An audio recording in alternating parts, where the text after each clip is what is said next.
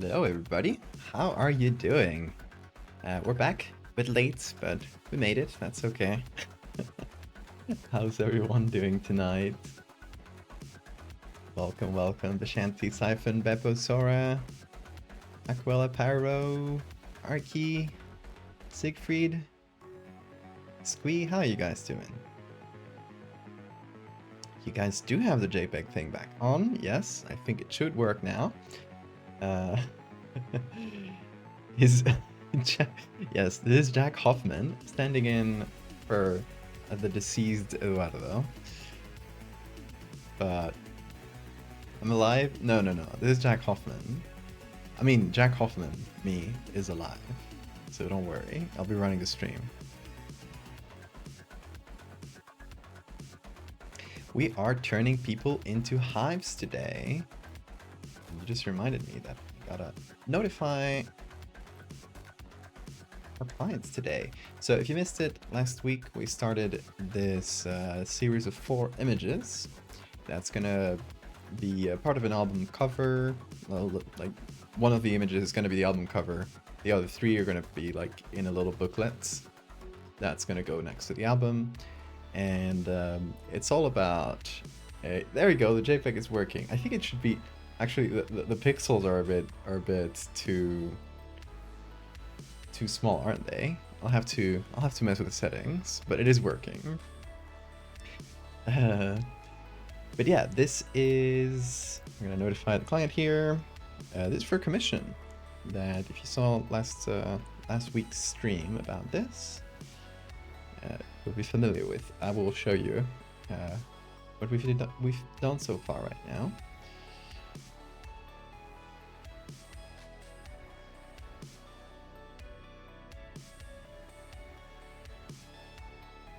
Send you the link.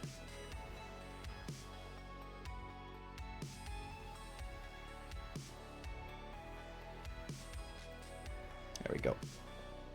All right.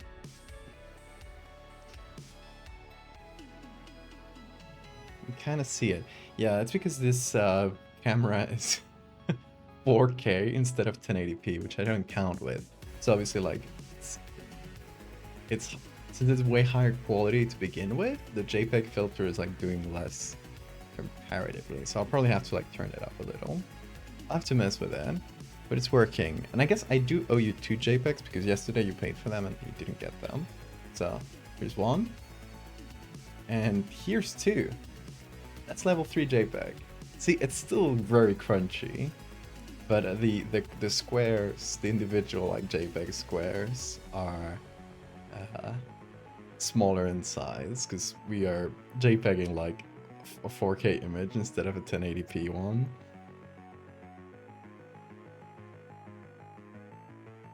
But it's only because my camera is so new and fancy. Look, observe. I look beautiful.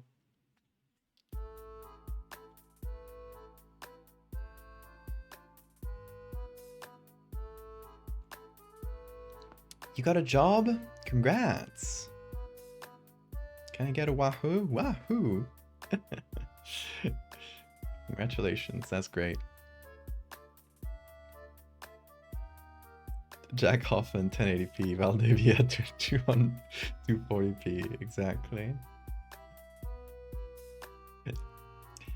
Yeah, before we start, quick update or lack thereof for the scam baiting. We've had no reply from Beckett yet. If you didn't see it yesterday, we told Beckett that I was dead. And you might see it. Oh, that's the wrong. Hold on. There we go. I told Beckett after, you know, the scare of I am really sick. I told Beckett, good evening, Mr. Tenderson. This is Jack Hoffman, a legal representation of Eduardo Valdés-hevia. Unfortunately, Eduardo passed last morning after battling with a mysterious illness. Before his passing, he asked me, as his lawyer, to contact you and settle the sale of his artwork, as you had previously discussed. The money obtained through this deal will be put in a foundation to study this new contagious disease. Severe carcinomatous agglomeration of the molars. Look at the first letters. Please contact me at jackhoffman@gmail.com for further communication, as this account will be memorialized. Thank you and have a good evening. Apologies, I messed up the email. But yeah, I've had no email from him. Unless it's in the spam folder. I'd never checked the spam folder. Hold on. It is a possibility. We have a very spammy email. Where's the spam here? No spam! God damn it. Okay, we'll be on the lookout in case he replies during today's stream. But he hasn't like logged into Tumblr because I haven't seen the green dot, and it hasn't said if they have logged in the last few hours at least. They tell you, they put a green dot and they say like active in the last this many hours. So, yeah, nothing yet. Maybe he caught on. Saturn Mammy and hello Benny B. Thank you guys for the follows. Welcome, folks. Your fanfic will end on a cliffhanger? I hope not. Sometimes it takes Beckett a day or two to reply. Maybe he's just thinking about it. Maybe he got intimidated because now he has to speak to a lawyer, and maybe he thinks like, oh god, he's gonna catch on to the scam. But I think he's pretty ballsy. Like he's kept the scam going through like thick and thin. So we'll see. Also, oh, my captions are off. That's strange.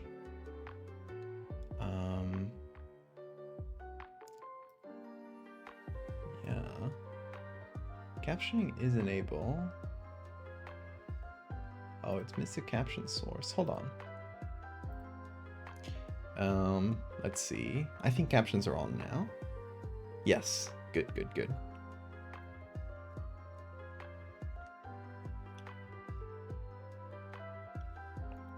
Also, hi Michi. Bucket was taken by the teeth. No.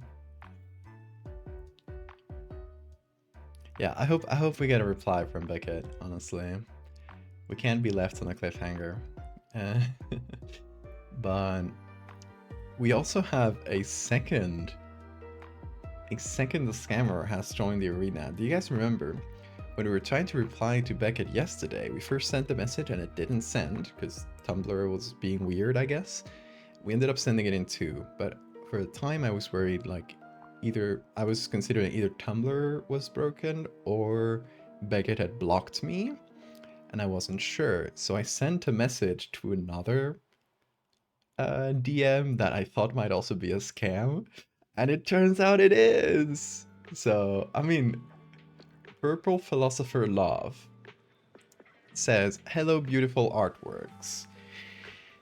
Which, you know, could be a person saying that, but it's like that's a pretty common start to a scam. So I say thank you, smiley face, because you know, best case scenario, it's an actual person, and I'll reply to their message saying a nice thing. Even best scenario is that it's a scammer and we continue the scam. You're welcome. I hope I'm not intruding. So, you know, they're trying to keep the conversation going. Pretty much sure it's spam. So, yesterday when we were considering, like, is Tumblr broken? I sent not at all, just to check. And it did send. And they replied, I would like to make inquiries if your artworks are available for purchase. It's a scam. So it was. And yeah, we have another person to potentially scare if Beckett abandons us, because we want to at least bring a story to completion. I mean, honestly, the goal with Beckett is to scare him more and more until he realizes. But welcome, Taylor. Second scammers hit the tower. So yeah, we'll see.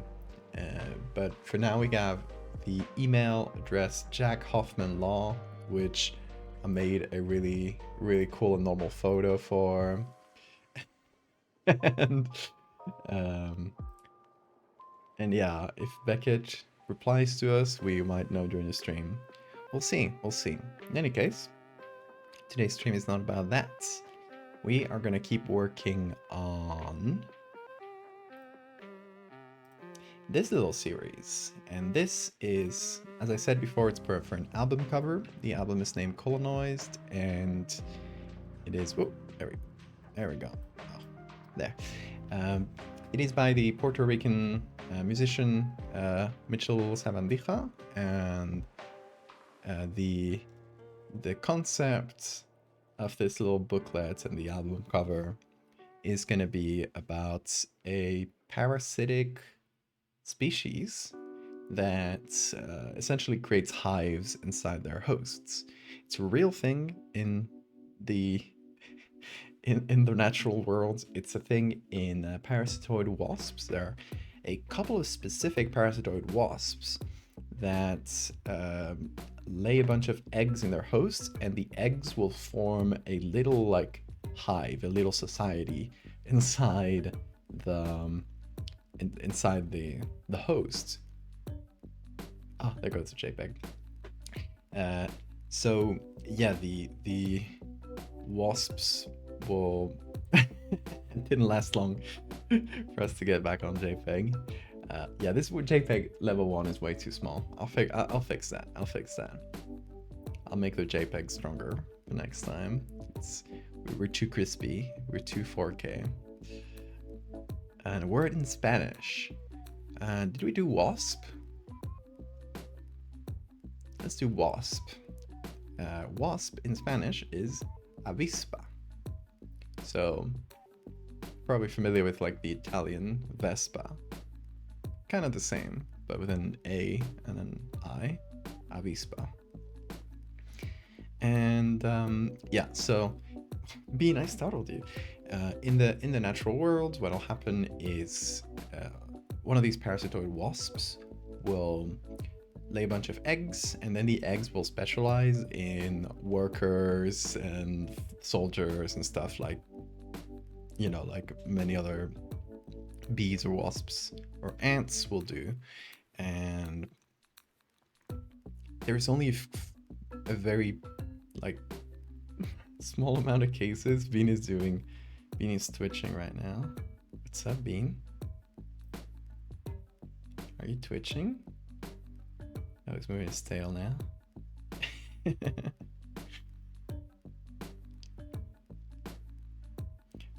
We'll watch for a twitch.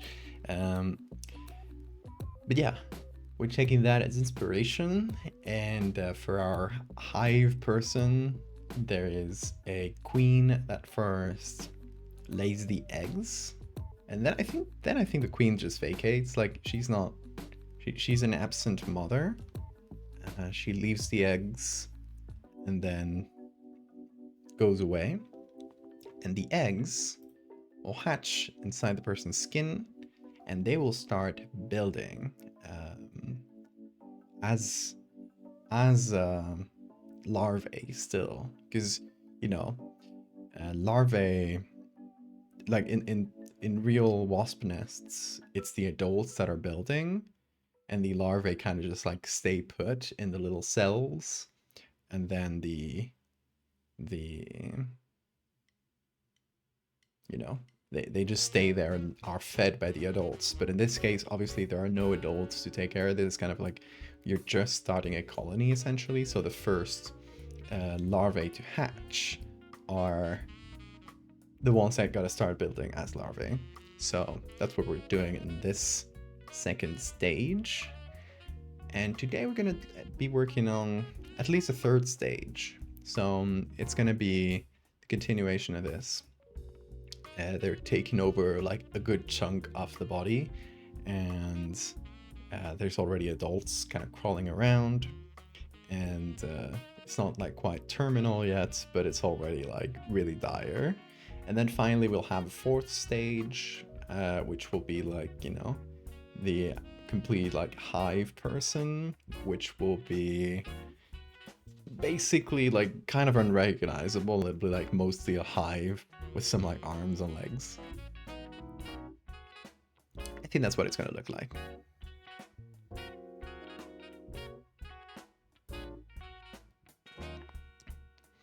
Parasitic wasps that parasitize other wasps. And yeah, I'll raise you further. There are parasitic wasps that parasitize parasitic wasps. Or we should say parasitoid wasps. Because a parasite wants to keep its host alive, a parasitoid wants to kill its host. In this case, with a human hive, it will kind of be in between, because the human will definitely not survive long term, but it needs to stay alive long enough to like be a good host. So I'd say it's probably still parasitoid, because it still end up killing it. But yeah, difference between parasite and parasitoid is whether they want to keep the host alive or kill it. And but yeah, there are hyperparasites, or in this case, hyperparasitoids, which are parasites of parasites, and these exist all over the natural worlds. But in wasps, it's fairly common to actually. This wasp you see here. Whoa, big twitch from Bean. Oh, that was a short twitch though. Altude and Ouroboros. Thank you for the follows, folks. Everyone talks about hive mind, but never hive body. I love that. Oh. Yeah, this species right here, the one we used for this image, is a hyperparasitoid. So it is a parasitoid wasp that seeks out a different species of parasitoid wasp that itself parasitizes, I think it was moths, either moths or butterflies. So, you know, there's a moth lays an egg, that egg becomes a little larva, then a wasp will come in and drop its larvae in the host larva, in that moth larva, and then this guy will come in and drop its larvae on the wasp larvae that are eating the moth larvae. So it is kind of insane. Nature is wild. Have a good lurk, Pyro. Welcome, Hector. De una consulta. Dime, go ahead. Oh, Bean the sleeper. We'll have really interesting treats for Bean today. I'll show you later. I'm gonna try to like not raise him from sleep, but we got this. These are squid shreds, and they're spicy. It's like you know, squid shreds in jerky form, basically. They're spicy, but Bean goes bananas for them. Like, it might be his favorite food ever. He goes crazy. Mock-up una gorra of a like a baseball cap. No idea. Ni idea. Wish I could help you.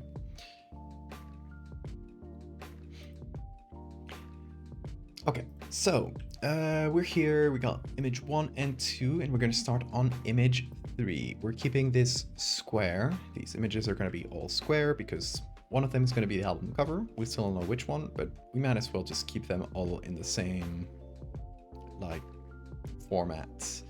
And I have, here it is.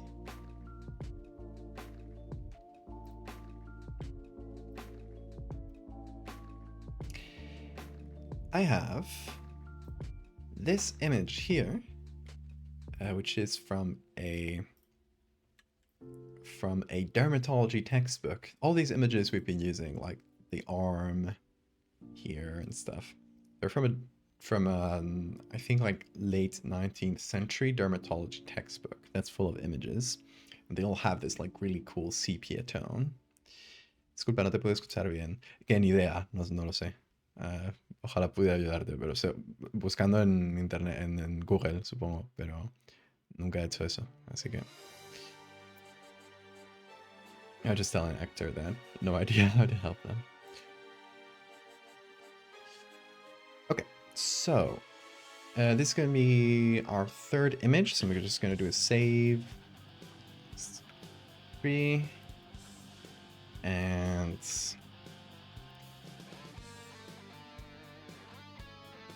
we're going to expand the background a little bit.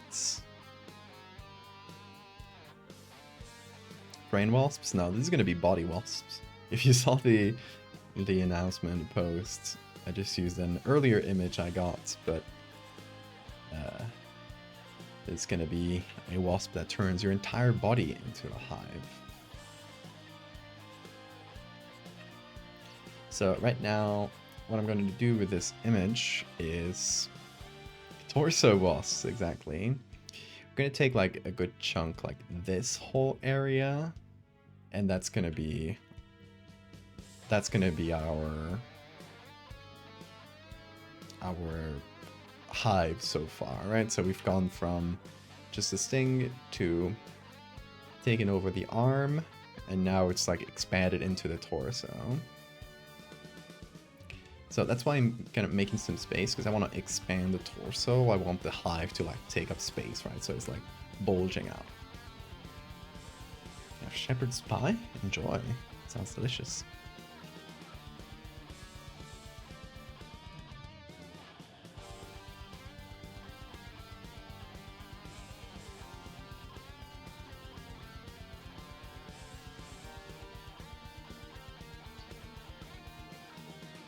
Oh, maybe I can take from the other side here. Yeah, it might be good.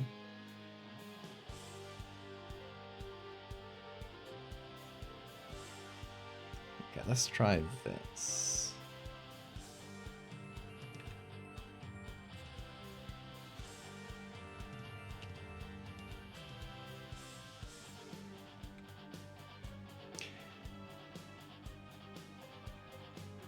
Also, just as yesterday, as you guys know, I changed my camera to a new one, and I also did a bunch of sound adjustments. So please let me know if the sound sounds good, if the looks look good, all of that. If there's anything that sounds off, let me know. So I often just test these things live.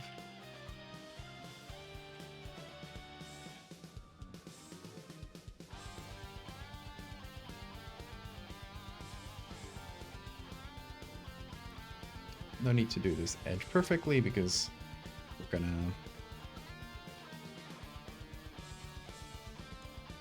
gonna essentially like bulge that out and change it a bunch. So there's not a huge need to do it perfectly right now.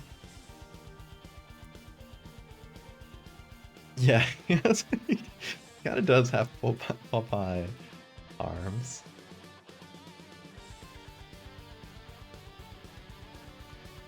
You sure they're not a different person? No, the camera's real, like, oh, just as I switch to beam cam, he wakes up. Oh, he was just changing poses, moving. Oh, good flip, Bean. Good flip. Look at that. This is the old one. Here, that's the old one. I just have it here just in case this one fails, because it's new, so you never know. But you know, got an actual decent camera, and there's a little guy stuck in there. He's filming me. Don't worry about it.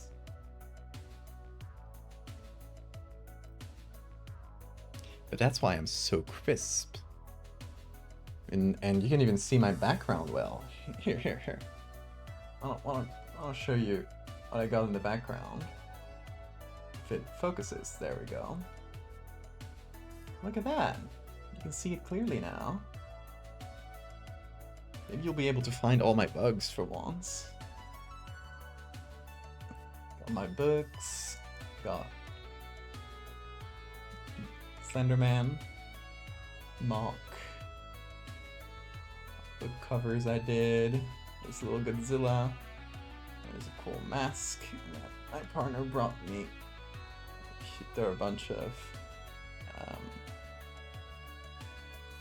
photos from the Patreon, patreon.com/Valdevia, of course. And up there, I can't zoom in too much without moving the whole camera setup, but you can see the paintings, all the little things. You can finally show it clearly. Anyway.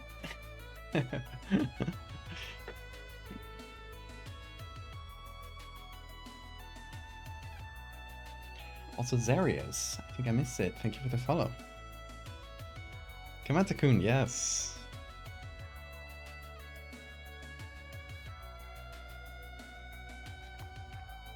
Got better frame rates. I think the frame rate should be the same. No, it's actually like 50 FPS, but the stream is 30, so it balances out, I guess.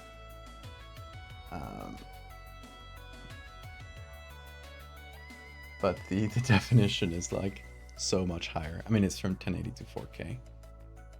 And obviously you're not seeing 4K in here, but 4K scaled down preserves a lot more detail than 1080p scaled down or less.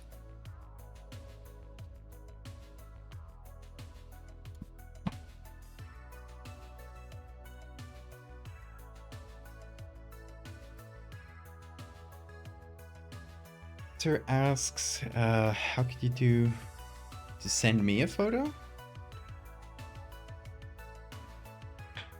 I don't know what you're asking. I don't really get your question, Hector.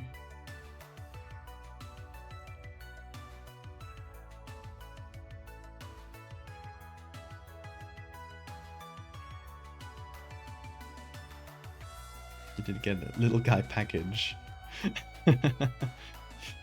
He's fine, don't worry. Got great working conditions here. Look at him. Hello.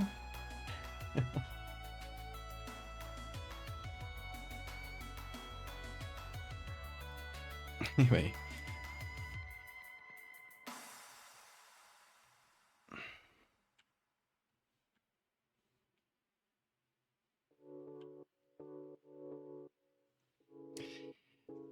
So, let's just do a little sketch here. The idea is to do quality bean cam. Bean cam is still the same one. The lighting is going to be a little different because I changed the lighting setup with the new camera. So it has like way better like aperture and you know, I'm gonna go into the technical details, but essentially, you know, a decent camera like this can capture a lot more light than a webcam, so you don't need like a huge light shining on your face like from behind the screen, which is a little bit blinding. So I have one off to this, like the same one, I just put it off to the side now and put this other one, which is here, hello, and it's in the back just to have a little bit secondary light source. It's a whole thing. It's a whole setup.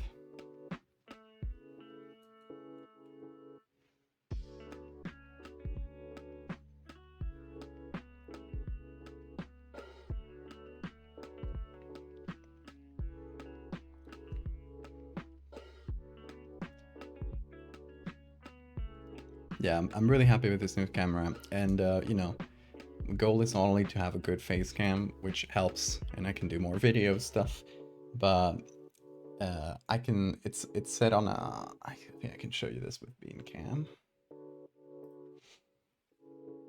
So if you go behind the computer there, you can see it's set on a little arm, and I can move the, you know, right now it's like closed tight, so I can't really like move it too much, but I can go in this arm and like loosen it and change the position.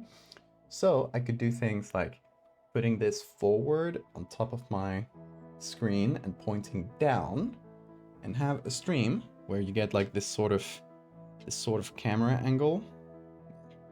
Imagine this but better. And I can just have, let's say I want to do a drawing stream. So I can have my little sketchbook.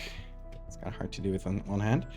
And I can draw, and instead of having like this shitty camera, which can't really give you a lot of detail on the drawings, we can have a decent camera. So like it essentially made a new type of stream possible, which was not, there we go, which was not like very feasible, at least in any decent quality before. Now we can do it like for real.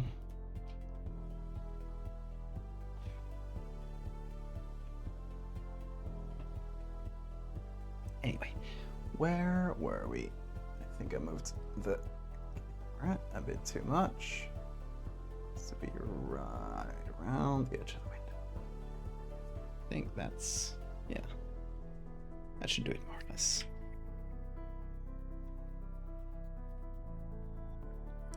But yeah, that'd be cool. I think the first stream of this type I'm gonna do is gonna be playing Dreadfarer, which hopefully soonish, hopefully soon. And I can show you, you know, at least the preprint version of Dreadfarer and test the game live a little bit.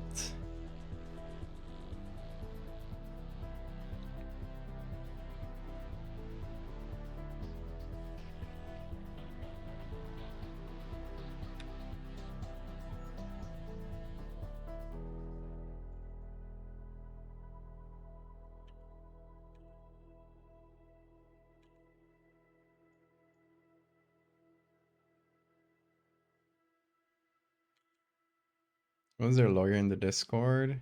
Oh, I died. I mean, Eduardo died.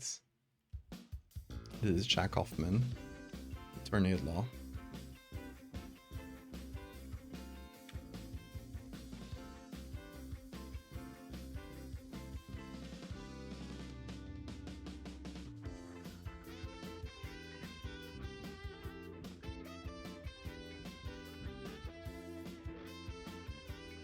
Okay.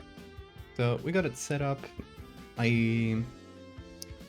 First things first, I guess. Let's remove the actual like skin lesions, this erythema from this guy, and whatever it would be called. I don't recall which specific skin disease he had. Can I? Oh. If I do this current and below, it should work. There we go.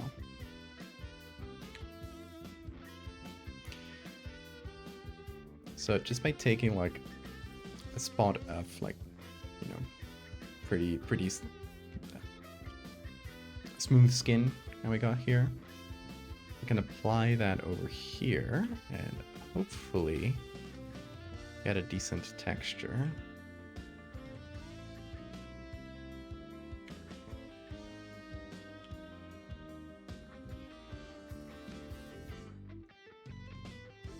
I did say I died to the scammer, yes.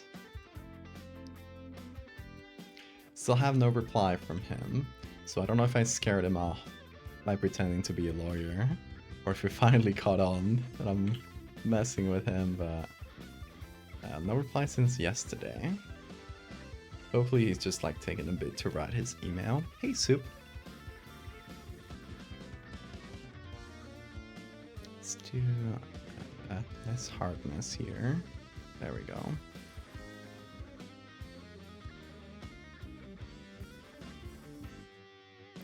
I don't mind keeping this bit because it's going to be covered.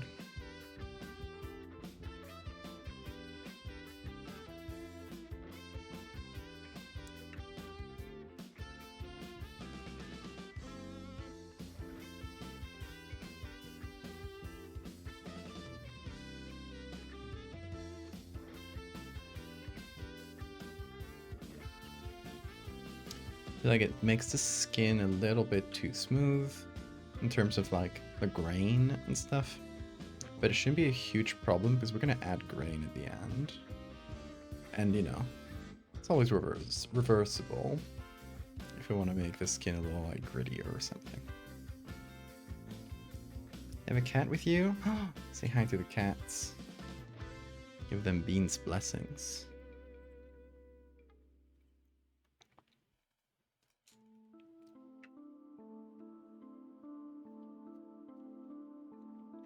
Okay, so we got this.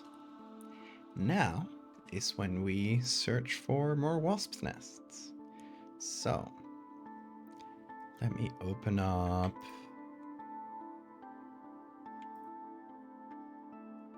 my resources and find my wasp nests.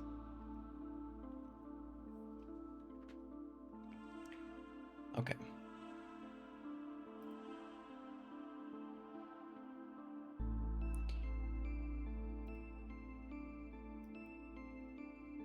Let's drag some in. Here's a close-up. These two we used in the last edits. These are inside textures. We can mostly just use like the clear parts of them, the focus parts. We got some cells. More walls, I like this one. Okay, so I essentially just want to mix the textures of a wasp nest with skin and flesh. And last stream we used a few really good mushrooms that could work here. Where did I save them? Oh, I got this rotting mushroom. Might be really good, like in between texture for the skin. What else?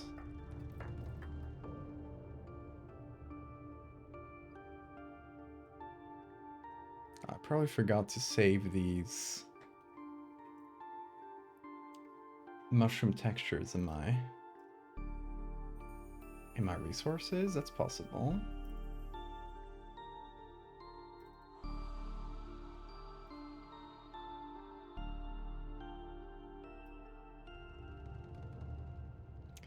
Yeah, that is quite possible. Okay, let me get these. They should be on my downloads somewhere from last week, so it shouldn't be far. Oh, there we go.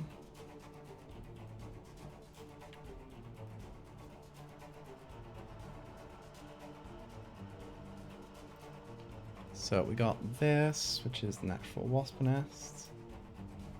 And we have these, which are a mushroom, but it has like a little cells that could kind of work for a wasp nest as well.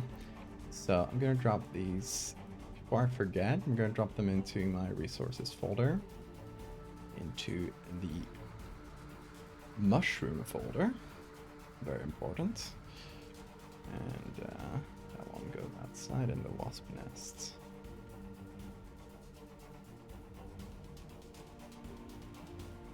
Okay.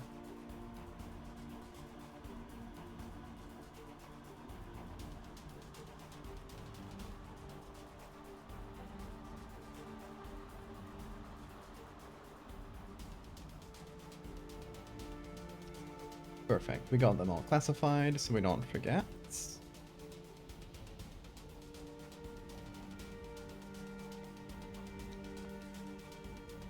That's what I mean with my body as a temple, exactly.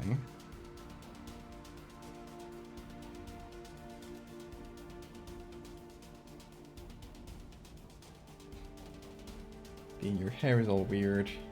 You licked it too much.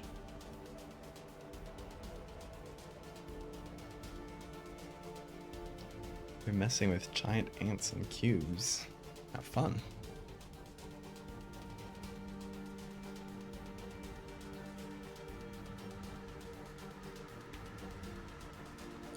So we got all these textures here, and we're gonna put them inside this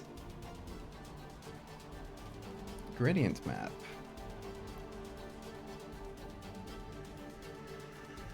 You know, to be honest, I should probably undo these levels layers. And oh, that's annoying, yeah.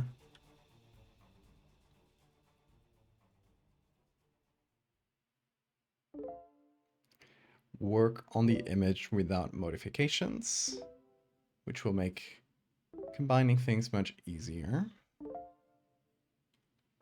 We're gonna check now how close the gradient map is. Actually, not very. Okay, good to know.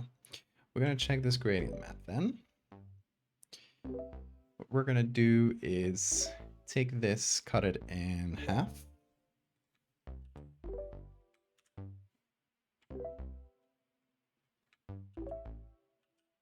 And maybe this half. Because I want to use this like these dark bits. So wait. Did we just cut it badly? Looks like it, yeah. Okay, let me move things ever so slightly.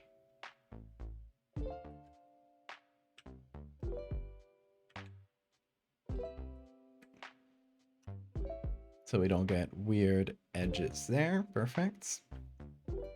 Now we're gonna adapt this gradient map until the lower bit looks pretty much the same as the upper bit. And that'll give us like a baseline so that any image that we add works perfectly with the rest. So they should mark like the darkest colors, which should be somewhere around here.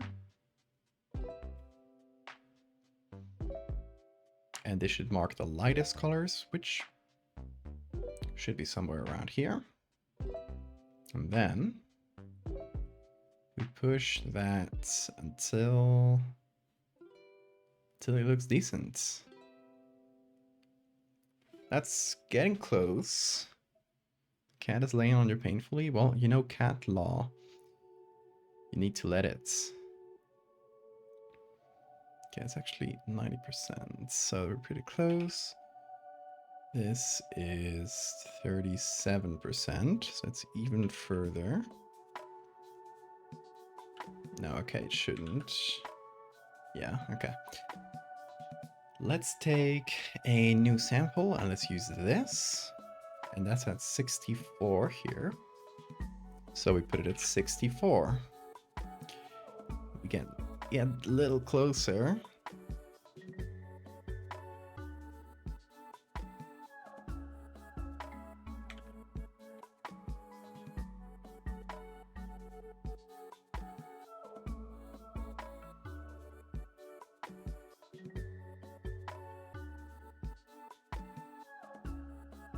By doing some just very small manual nudging, we should be good.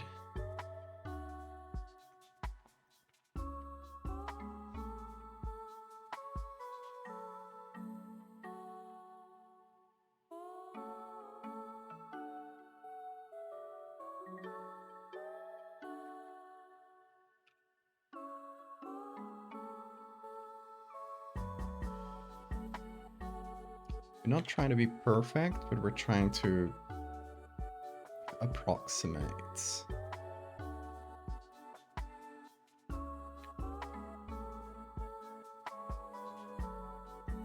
Okay. You know, it's not 100% perfect, but it more or less does a trick.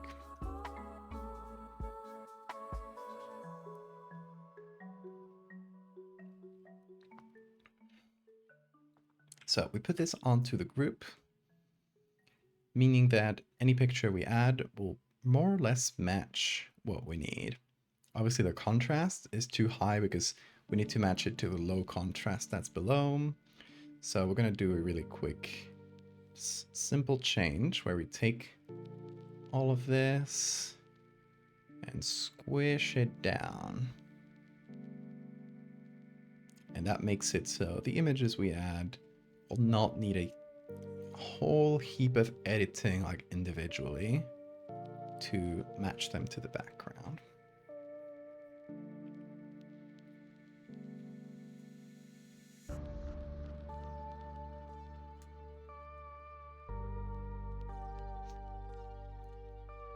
Okay, now we have everything set up the way we want. We need to decide where the hive has expanded. So in our last picture, hive was here in the, like right above the elbow, like here. This is the initial spot, right? So I feel like it would expand it outwards through the arm, and it's probably like, oh, Bean is clicking on the mouse. I assume that the hive would try to expand to like warmer areas of the body. So it would definitely like expand this way, but it would mostly be looking for, you know, the chests and stuff. You'd probably like seek out the warmth and go towards central areas of the body. So all this cool sketching to say, and I think something like this would be good. Also, am I getting the right arm? We had considered this the other day, right? It was this person's, I guess, does it really matter which arm it is? Because we're kind of seeing like this here, so we're seeing like that, and this is at the side. So I think it would be the person's left arm. And for the first picture, it doesn't matter, because the first picture is a close-up, so it could be anywhere. We know that it's here because we see it on the next one, but... So we're seeing the person's left arm. So, left arm, makes sense. It would be a really easy change, you just flip the image, but it's good to like keep it in, all in the same place. Hey Foxy, we're making this edit for a commission, and it's about a wasp hive that takes over your body, a like parasitic wasp with like all of its hive things, like, you know, a queen and soldiers and workers and stuff. So yeah, we've determined that the infection starts here. So this part should be like, and I feel like, you know, they start like building with your flesh straight up. So these two parts would be bridged. Like this would be like a big mass, I feel like. And also as they build with flesh, you know, they also kind of build outwards. So I feel like it does something like this. Right? And maybe a little bit lower too. So something like that. That's the idea. This is a commission, yes. This will be for an album cover. One of the 4 images is going to be the album cover. The other 3 are going to be, you know, the sequence of 4 images is going to go in little like booklets or just an accompanying thing for the album. And one of them is going to be the cover as well.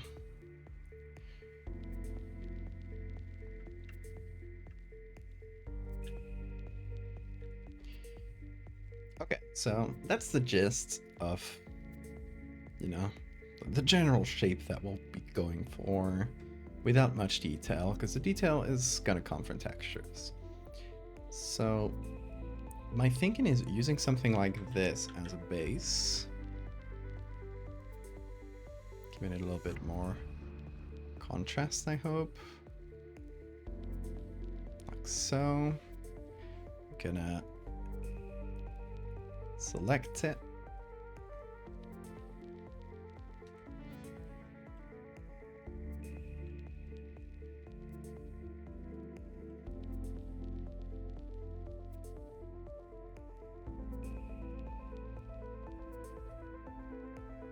There we go.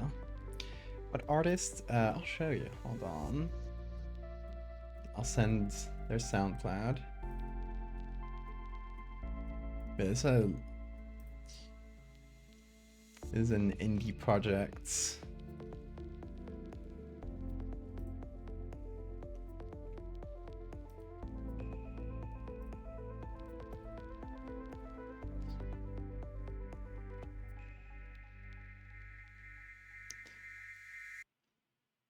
And let me put that in chat.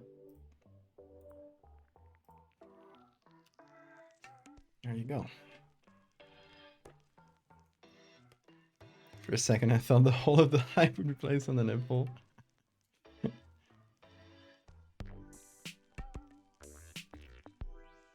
I'm actually thinking of keeping the hole like where it was originally here. For now, we're setting up textures. I'm just seeing where everything's gonna fit.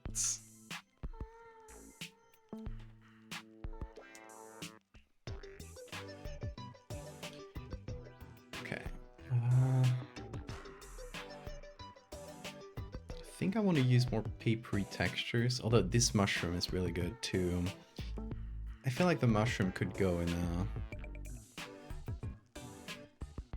like in an intermediate place in between the body and the hive to kind of represent like rotting skin a little bit. All right, so you know we can sort of phase this in. Might be good.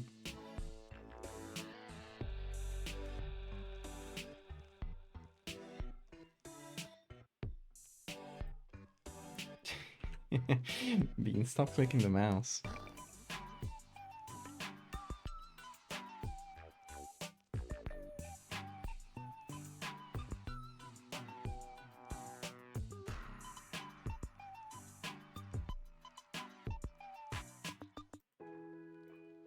Okay.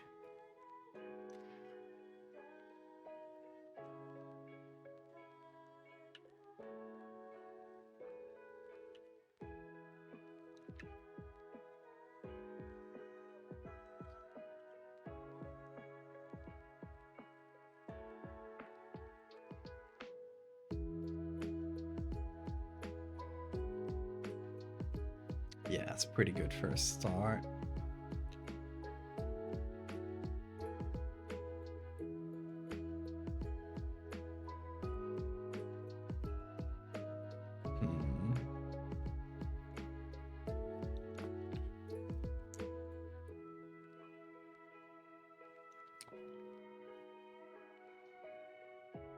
Kind of want more pictures like this one.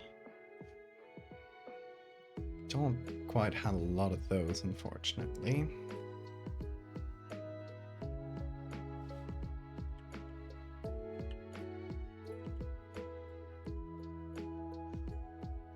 Okay, like so this bit could be used for an area that feels caved in, but that's not really what we want, so doesn't help a ton. Okay. I'm gonna do a quick search for more wasp nests. We need more.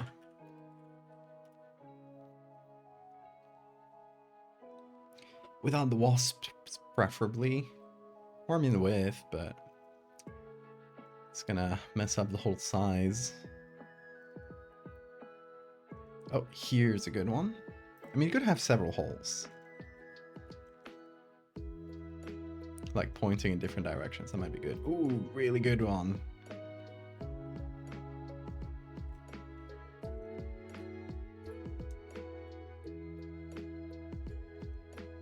This one, maybe.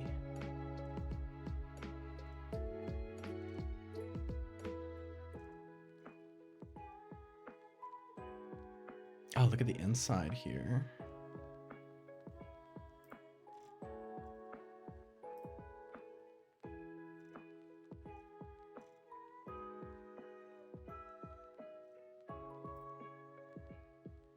I love wasp nests. They look so cool.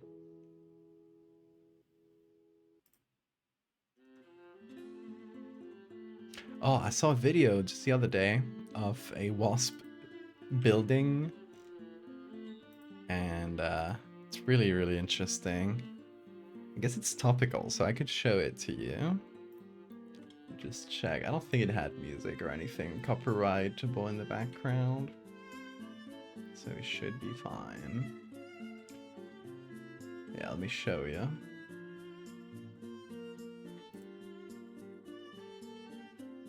Does it load? Okay.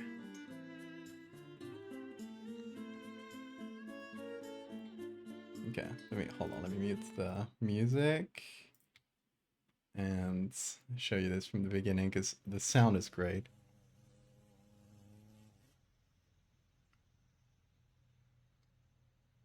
Does it play?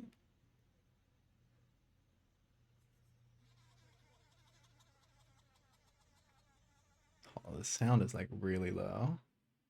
How do I turn that up on the stream? So I can turn it up for myself, but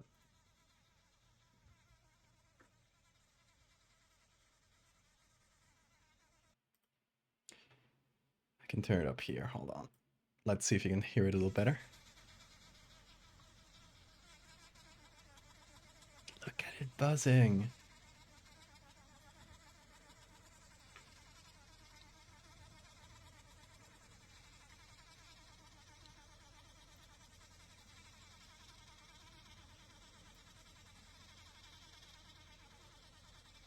She's doing such great work.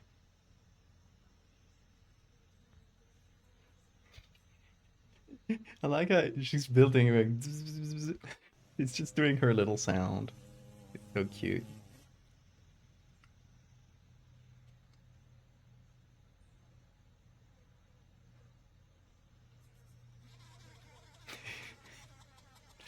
I love it. I forgot to turn on the compressor filter for the music. Whoops. Anyway.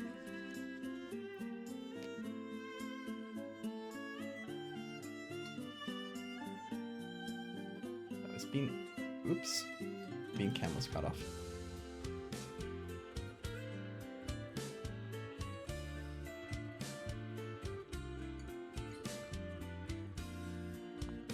Yeah, can't use that mallet anymore.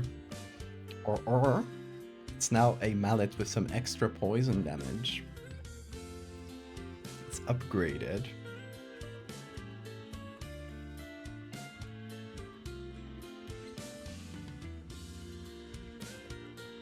What is this wasp nest? If it is wasp nest. Is it? Not sure. Doesn't sound like wasps, but you can't quite see. It's cool. It's a cool texture though. I dig it.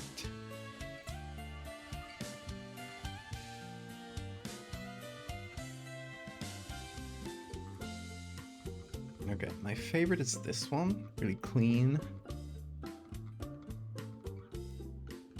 Cursed item. Oh, blessed item.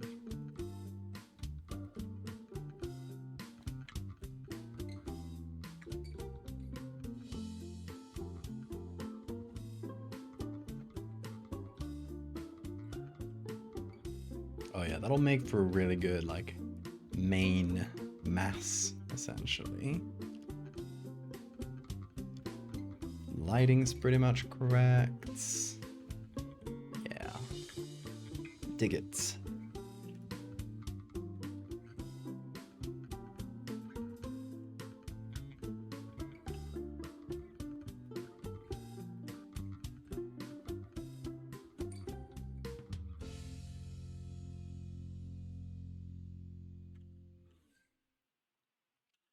So I feel like we take this and we mix it with some more fleshy texture. Maybe the mushroom. The mushroom might be great for that. That rotting mushroom. So what if I do this?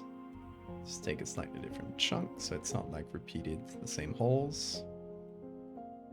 Ooh, bean twitches.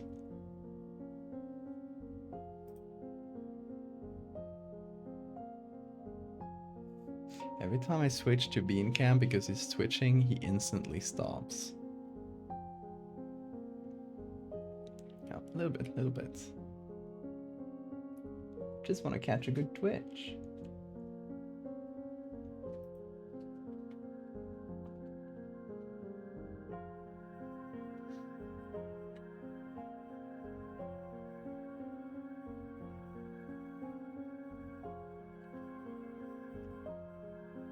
Okay, what if I use it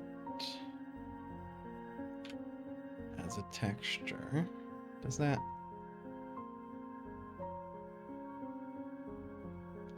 Little bit.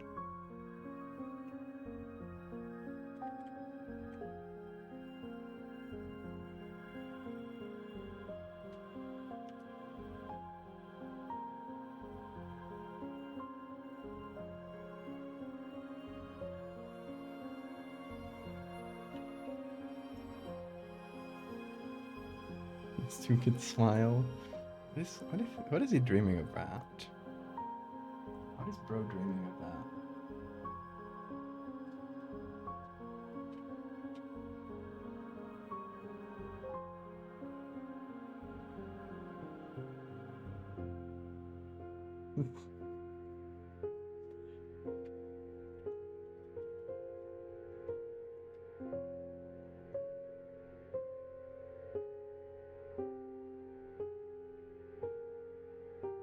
Oh, it's belly time.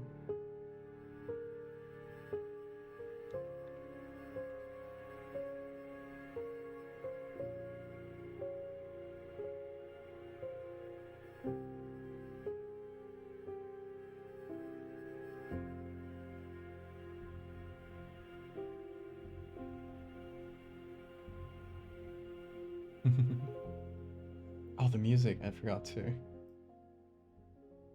turn that back down a little lower. Whoops.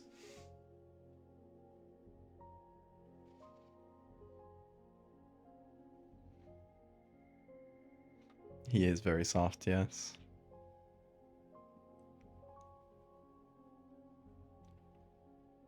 He is a being of pure softness. He's so comfy right now.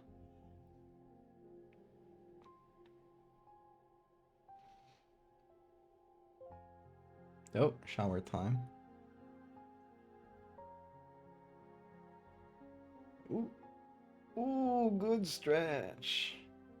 Real good stretching right there.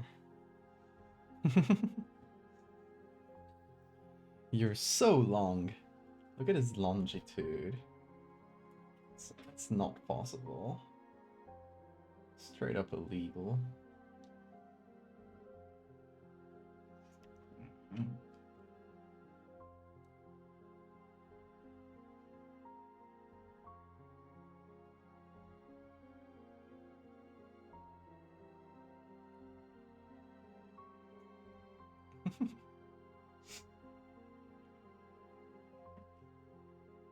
What is it, Bean?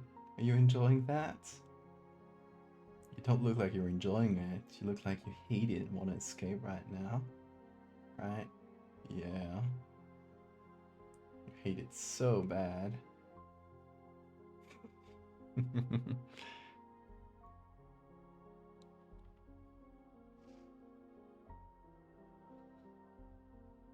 Hey Bean, chat says hello. Zaria says hello. Just so you know.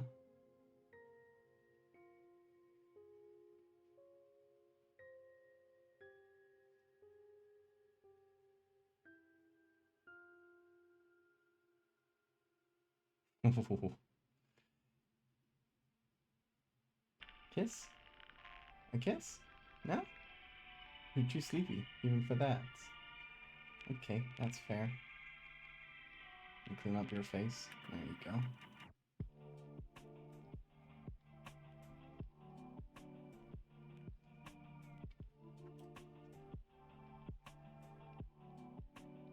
He's seething so much right now.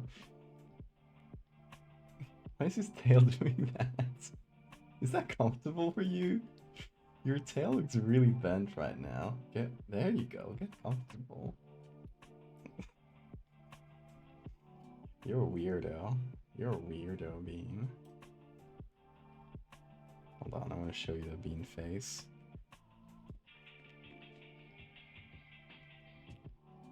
There's a face he makes. Oh, yeah. Your unbridled rage.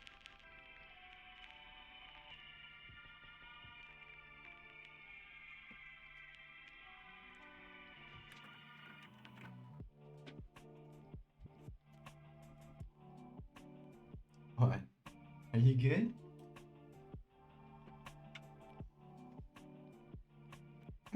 He still he raises up his little hand to me like, what? Are you good? What is it? What is it? Are you just gonna fall asleep right there and there?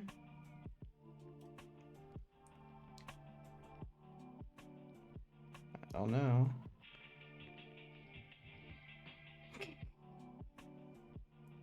Should we give him some squid bits? Do you want to see a cat go crazy over spicy food?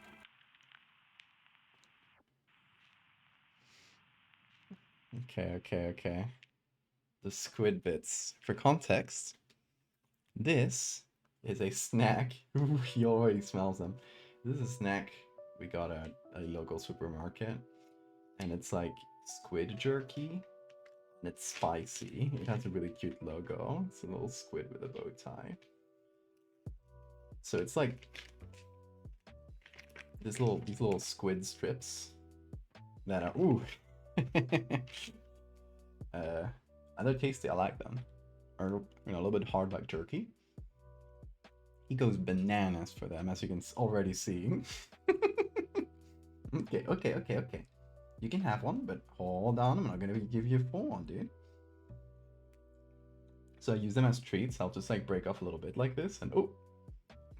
Okay, you can have it. You can have it. Oh, it fell on you, dude.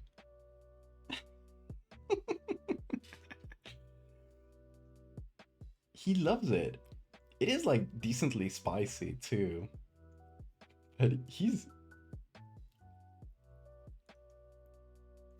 loves it so much. You can have another one, Bean, just for chats.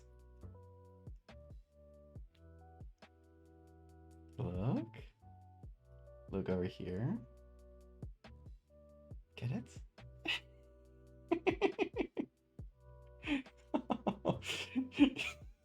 Let it fall on his belly. Did you lose it? It's right there, dude. No, it's on you.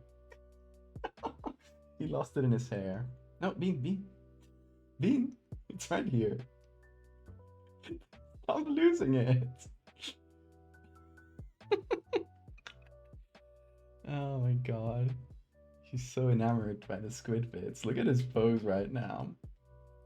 Looks like a big baby. Big squid baby.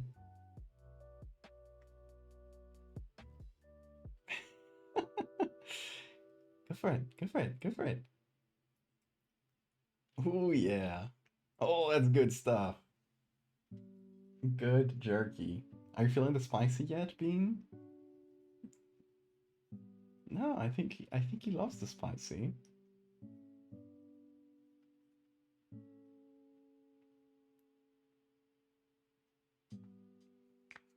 You'd think he would.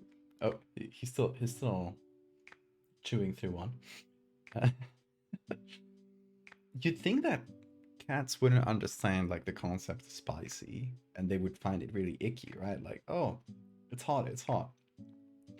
He doesn't care. I don't know if it's not like spicy enough for him to feel it. I know how sensitive cats are to spice. I know the capsaicin, which is like the molecule that makes things spicy, is affects all mammals. Like it was specifically made by the plants to avoid mammals eating their fruits, but to not affect birds who have a different molecule for sensing heat, right? They have a different heat receptor. It specifically targets mammals so that more birds will eat their fruits and thus spread it further away. Because for the plant, it's better if the fruit is spread like far and wide rather than just in the area. So it prefers birds. It prefers for birds to eat them. And so I know that the capsaicin is general for all mammals. So I don't know. I'm gonna eat this bit. Enjoyed that, didn't you, Bean?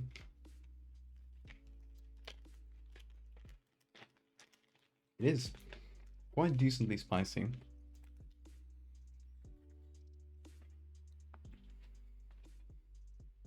Here, you can lick the spicy bean. The spicy powder on them. He's crazy. He's maybe the first cat ever to like spicy food. I taught you well, little bean. You're truly of my blood. Oh yeah. Oh yeah. Good boy.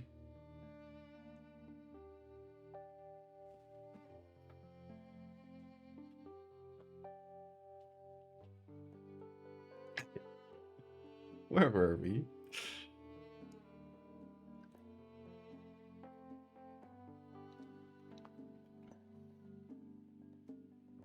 Capsaicin capuchin.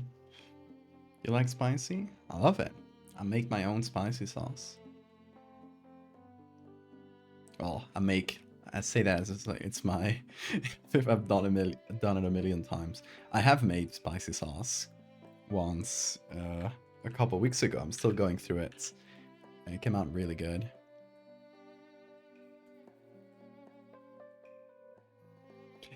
Bean is wistfully pawing at my pen, so he might want to do art. Bean, do you want to sign this piece? You want to do some art? I'm gonna give you a brush. Let's go for. What's that? Okay. I forget where my regular might have moved it. Looking at the pen texture. Yeah.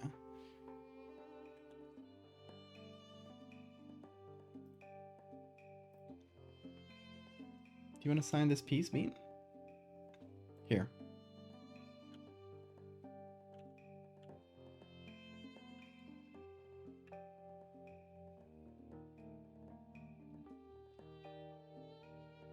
Do you want to sign?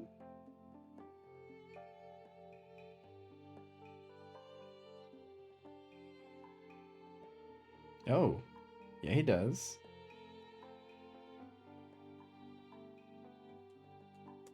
Okay. Keep signing.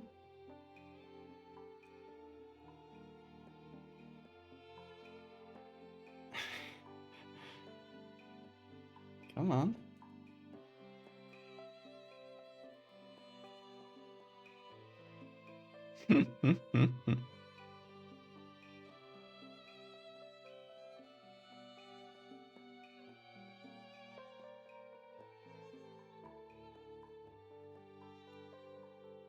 Oh, that was good. Thank you, Bean. That's Bean's signature on the piece. It's his piece, exactly.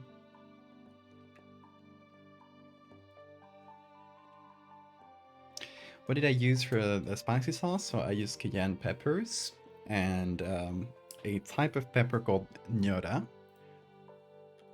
That looks like this. Usually, like fresh, they would look like this. I've never seen them fresh, but they're like these little, really round peppers. They're not spicy, right? For the spicy, I used cayenne pepper, and this was more for the flavor. Oh. So it's like these dried peppers. You put them in hot water for a few minutes so they like rehydrates. Take off the stems and then just blended it together with cayenne pepper. Did the same thing to the cayenne pepper. It was like the entire things dried, and then that with some vinegar and spices and olive oil. That was a sauce.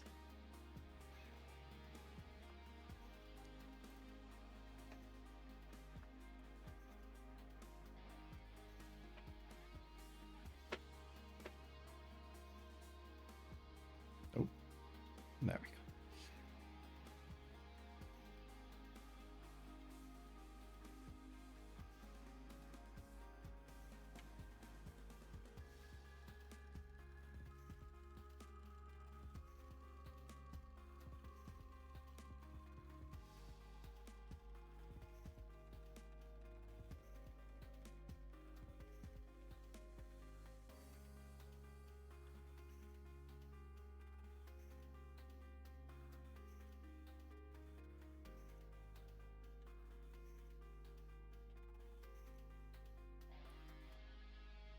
Trying to learn how to condiment food better.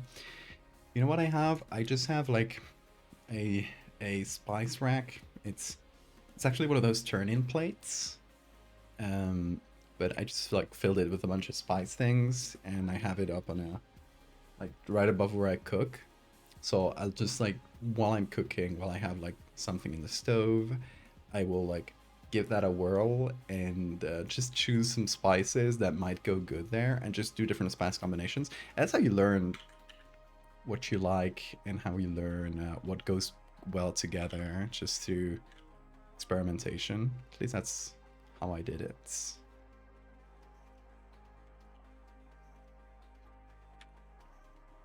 Bean?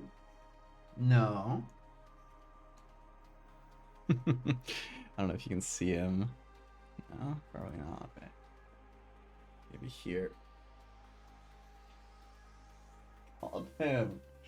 He is in the corner and he's trying to take the sound protector down again. You beast. Ooh, that was a good jump.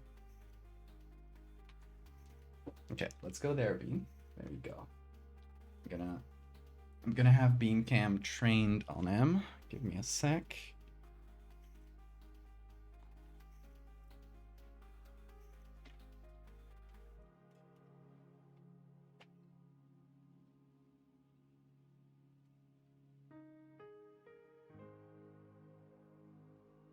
There we go. The Bean Show. Bean, they want to see you. Come over here. Over here.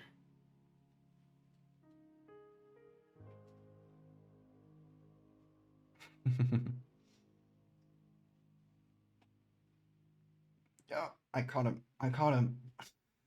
I caught a beast.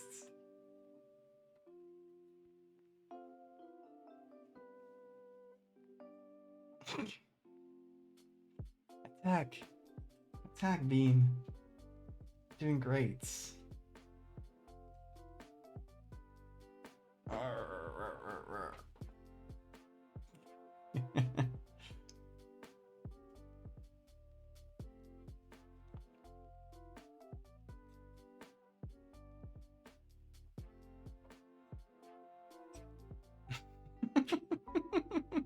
Whoa. Whoa.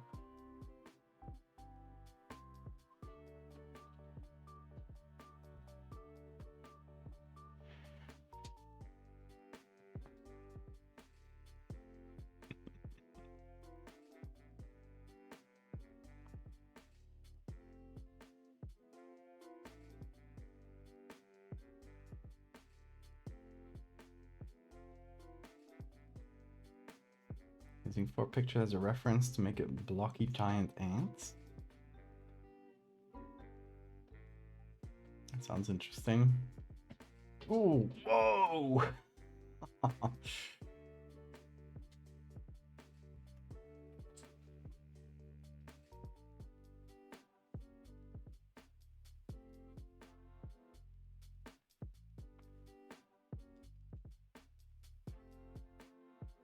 I should make like a spice mix, proprietary spice mix one day with like some of my favorites.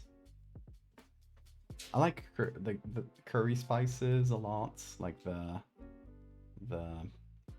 not like pre-mixed curries, but like the stuff that makes a curry mix. Just like mixing it by eye as I go, I guess I cook. I like doing that a lot, and it's a great way to like learn about spices and what you prefer. Just like mixing your own curries instead of using pre-mixed stuff. It'll be like probably better and more to your tastes. And if you want to be fancy, you can use like whole spices instead of powdered. If you can find them. Like nutmeg is incredibly better whole than powdered. It's usually like harder to find whole though, and you need a little like little thing to scrape it or to powder it. My fishing is going great. I'm catching a lot today.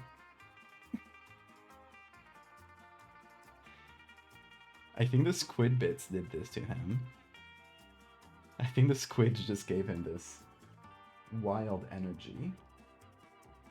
I'll give you more light, Bean. Whoa, look at that.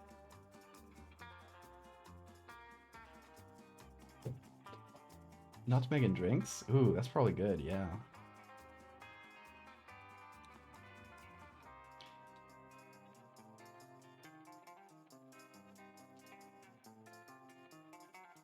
Yeah, you need to find one, and you should probably go to like a place that's more like specialized in spices. But you know, like cheese shredders where you're like scrape the cheese on them and they have a bunch of little holes. There's like very small versions of those for nutmeg. So you just have like the half nutmeg and you scrape it and you just like powder it fresh on things. And the flavor is like quite different. A lot stronger.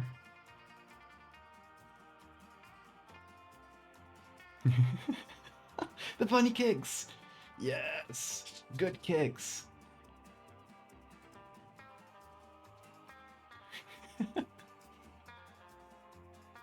You're doing great, Bean. Give me a kick, give me a kick, give me a kick. Good kick. Come on, come on. If you give it a kick, you win.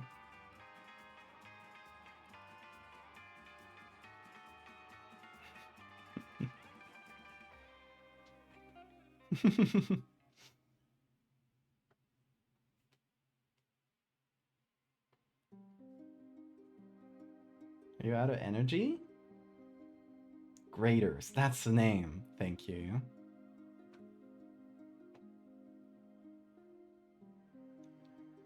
Allspice? What's that?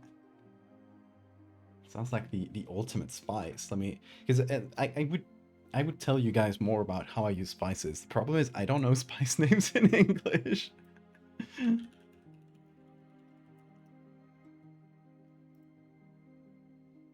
Oh, pimienta de Jamaica. Called Jamaican pepper. Never really tried using that. They look like big peppers, big black peppers. I like that. Ooh. Gotta try using that. Allspice is a cool name.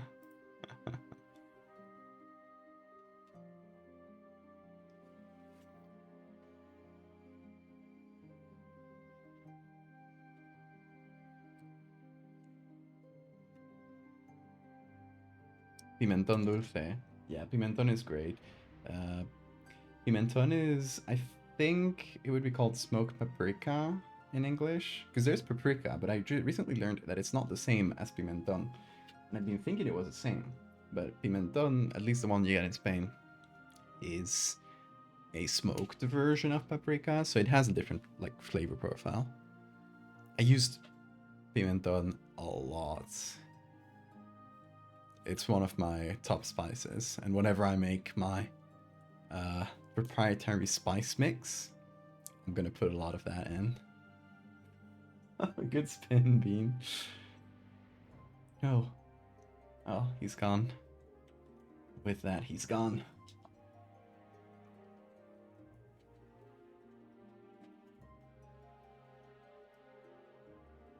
Okay. Back to editing.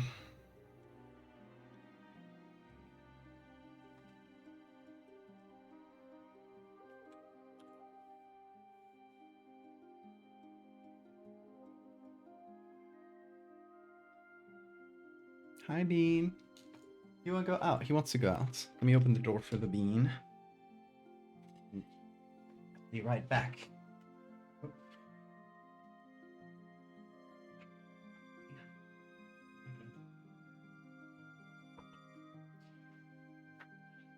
We'll be back for him soon.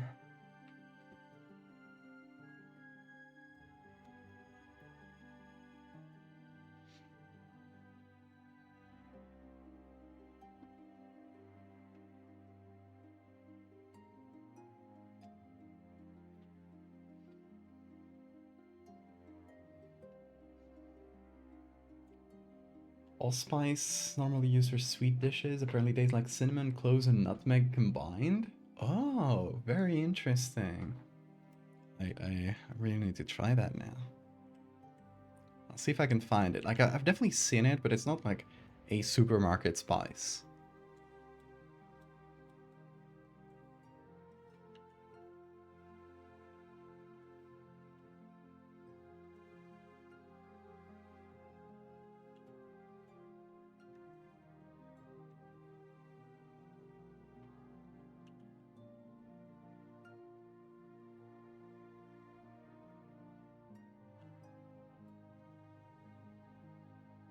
Used to make pasta sauce at home. Used a lot of paprika, garlic, and onion granules. Onion granules? Like the dried onion bits that you can use like kind of as a spice.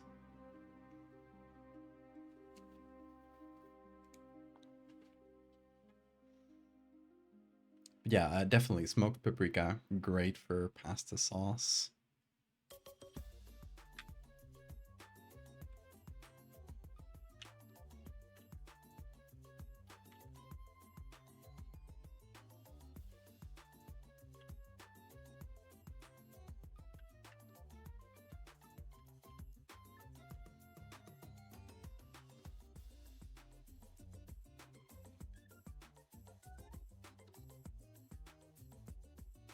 Let me brighten this slightly.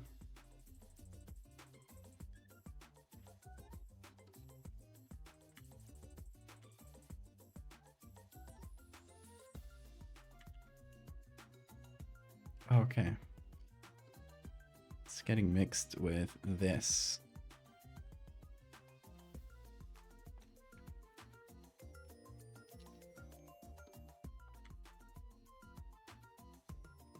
Okay, I think I should put this hole there. So like on the inside of the arm, I think here, right?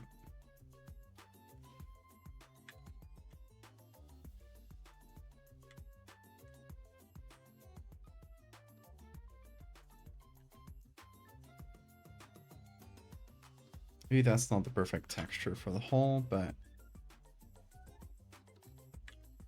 let me see. Maybe combine with others.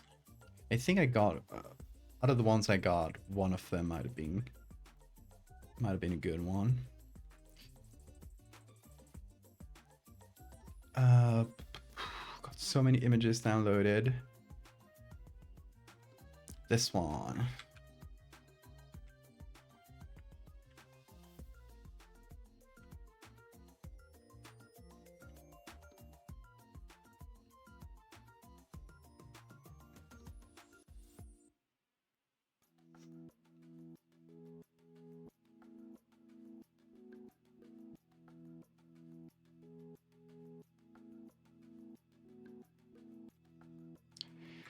Yeah, I guess one day I'll make a cookbook and you guys will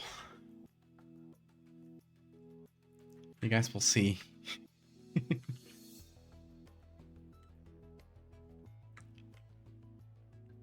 official Valdevia cookbook with Terry meatloaf.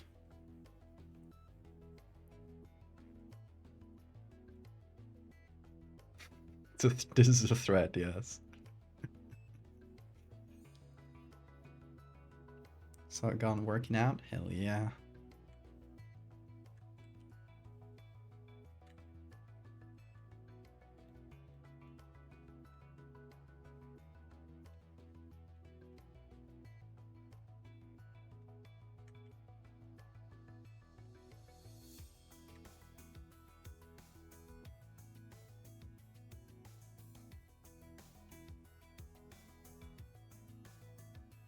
Okay, let's do several holes. I know that wasp nests usually have the one, but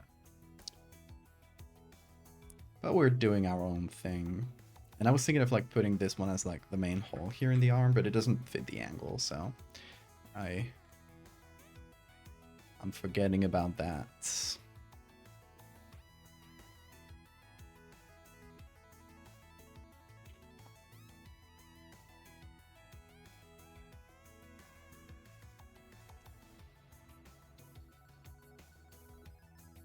Let's do several holes. I say normal things on stream. I'm normal. Don't put it on the newspaper that I'm not normal.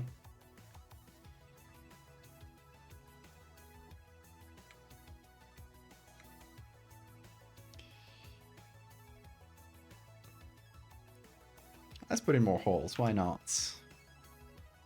The more the better.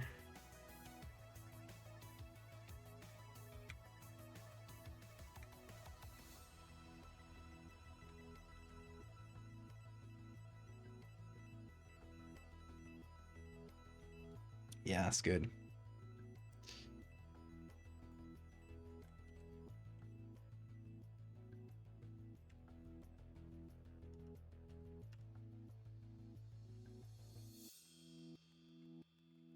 Going round, gathering holes.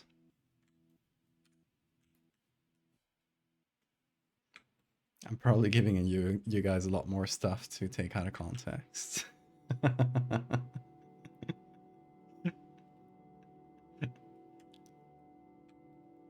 You know what they say. You know what they say about holes.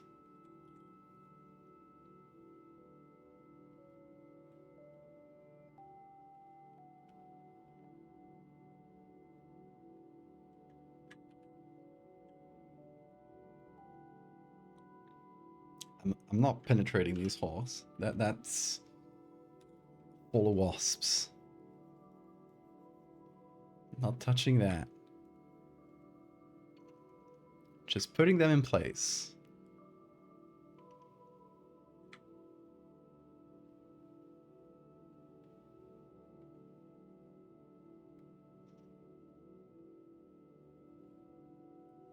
Adding holes is done by penetrating?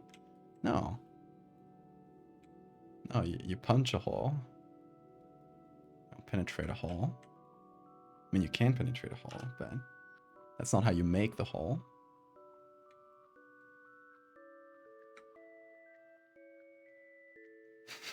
I'm giving you so much stuff to clip. I do this for you. I know you love clipping my silly things.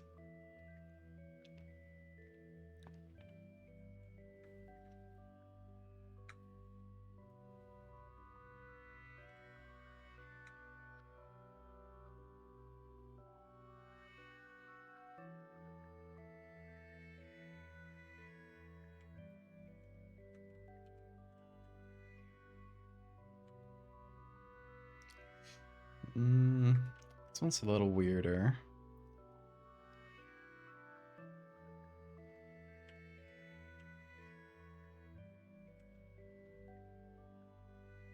I think you can only go up to the side.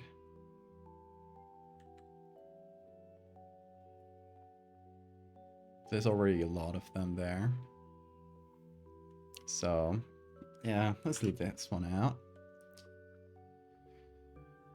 This texture is fun, but I feel like there's already too many textures competing. Okay, here's what I'm gonna do. I'm gonna have a hive-looking texture. One of these. Hmm.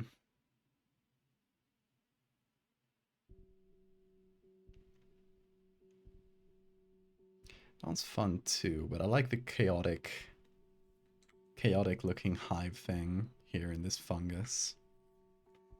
Also, I should go get Bean. Let me see if he's at the door. Should be.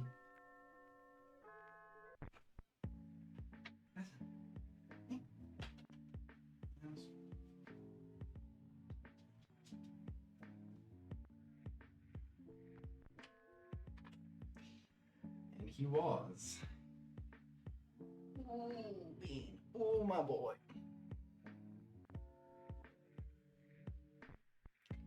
Look at him. Look at him.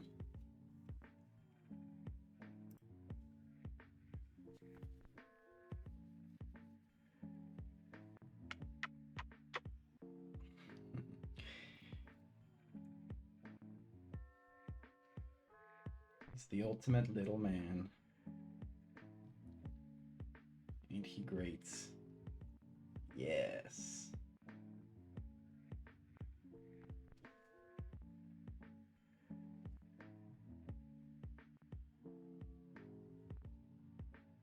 ¿Qué? ¿Qué pasó?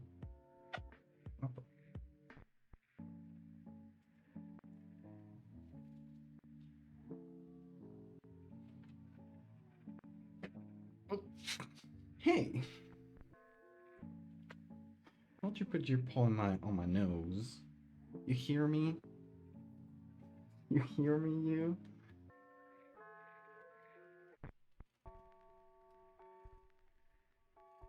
Oh, he loves that. He's purring. Don't know if the mic will pick it up.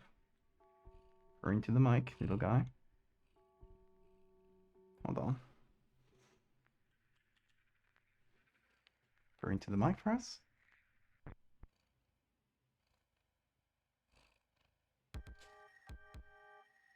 I don't know if it's picking it up.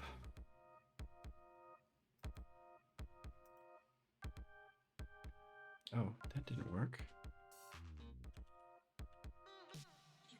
Oh. Hold on. Let me remove the noise filter.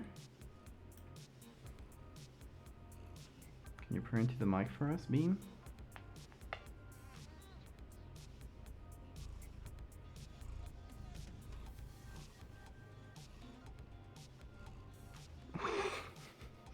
I don't know. Hopefully they picked that up without the noise suppression.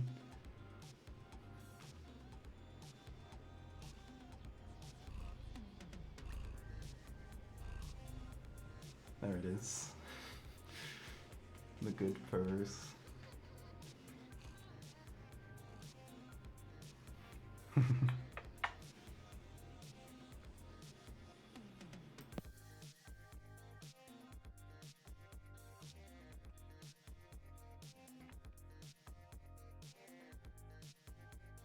You're getting so much Bean today. It is the Bean Day.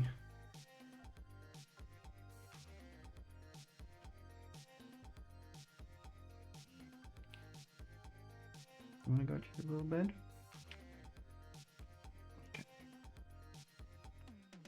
Does Bean get his own Twitch channel? When he learns to operate OBS.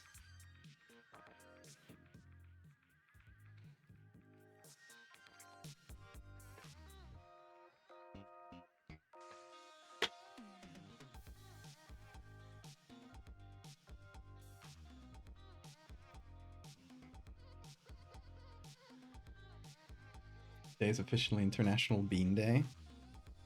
Every day is International Bean Day to me.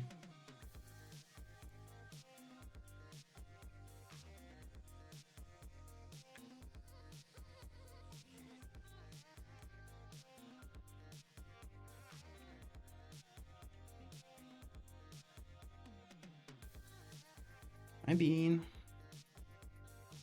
He's like right here. Come on over.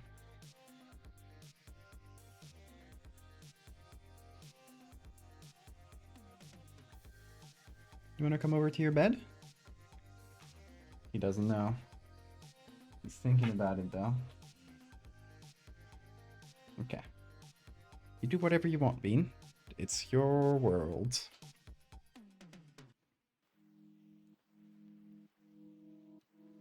Teach him OBS. I'll use squid bits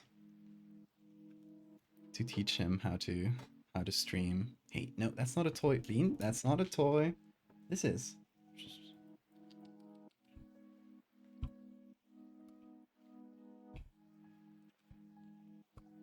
He is. He has decided to cause mischief. Hey. Hey, stop that. Come over here. No. Come over. Look. Bean. Bean. There. Oh, careful. Careful, man. There you go. I got him with a toothbrush trick.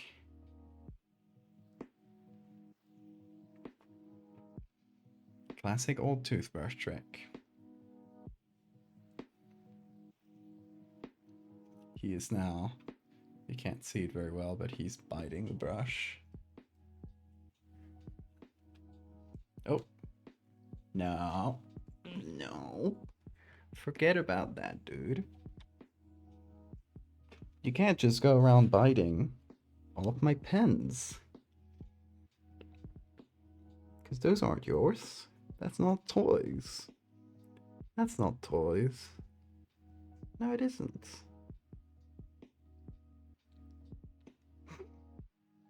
What you looking at? You're in air jail right now. I am keeping you here until you forget about those brushes. Those pens you were trying to eat. You can eat the toothbrush though. Yeah. Ooh, good dental hygiene. Look, look. Bean is gonna demonstrate good dental hygiene. Very good. Brush your teeth, says Bean. Make sure to get all those little corners. And get the tongue as well.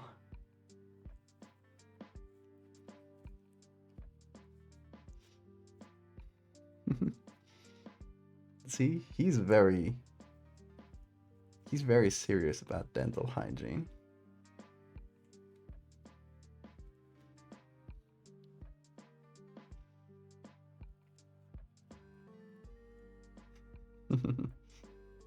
Good job.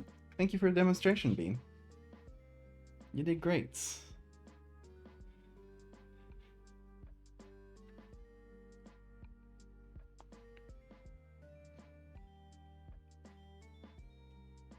Come on, Bean. Come on. If I do this, like on the inside, the brush just gets a bunch of cat hair. Great way to clean.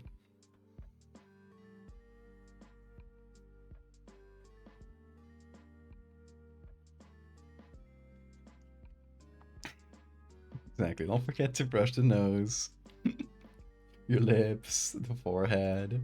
All very important.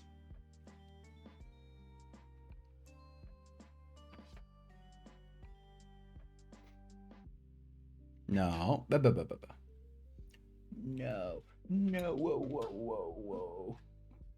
Okay. He wants a ruler now. He wants to eat this ruler. I know it's red and really nice looking, but it's the one tiny ruler I got. You can play with toothbrush though. Toothbrush is your friend.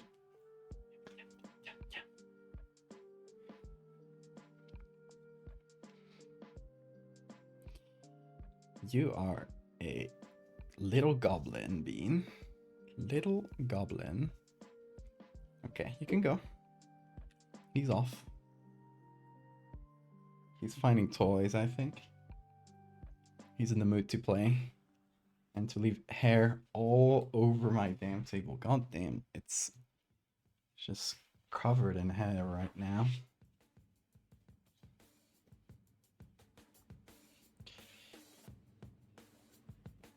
But it's a small price to pay.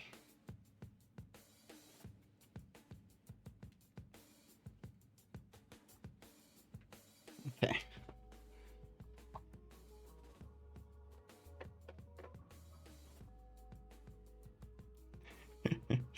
He loves suddenly grabbing one random item and turning that into a toy. And if you don't like stop him at the moment, he will do that more and more. And eventually it won't be your object, it'll be his toy now. So you gotta catch that early and try to gently redirect his attention to something else. That's usually the best way. Okay, so I'm putting a little bit of hive texture there. It's a mushroom, but close enough. We have different little bits we could use. This one's a little more subtle.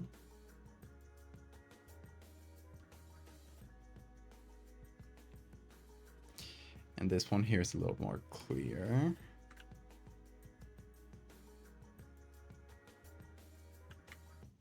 You know, I kind of want to make it look like it's not really in the surface, but like a little bit lower down, like there's a hole and we're seeing it inside the hive. So, possible idea would be to do that. Add some shadow. Just make it look like it's deeper inside.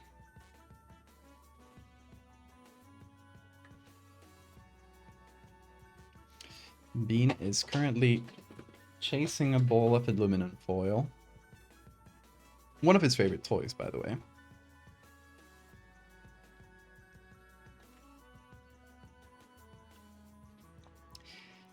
He goes crazy for the foil.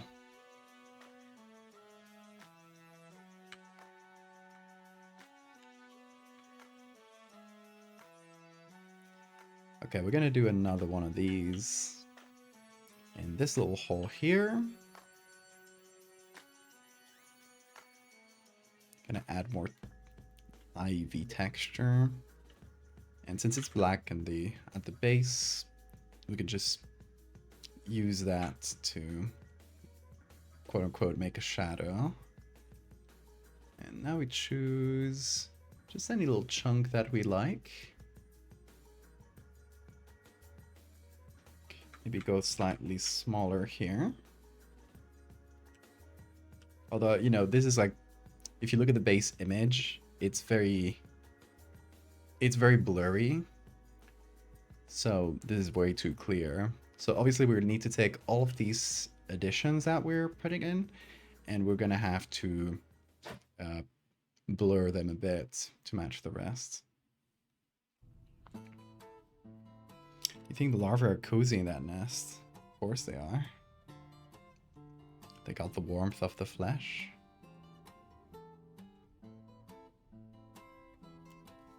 Hey Cryptid, how are you doing?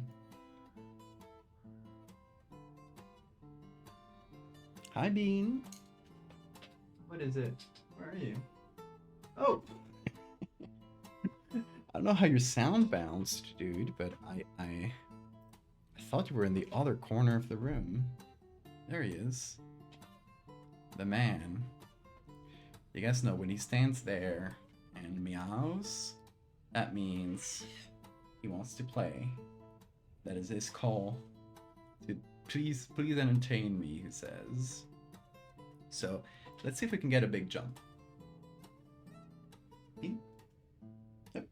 Look, there we go. Above. There. Ooh. Give us a big jump. Big jump.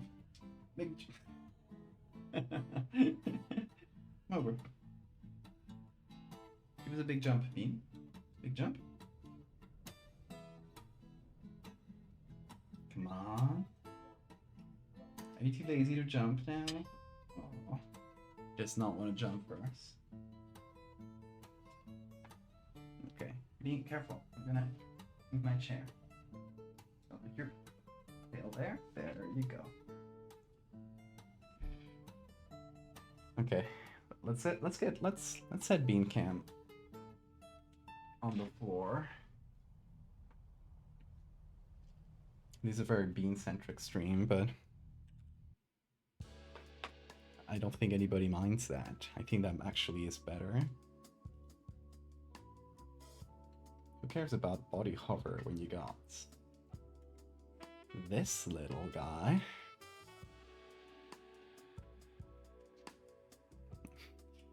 And you can look at him go.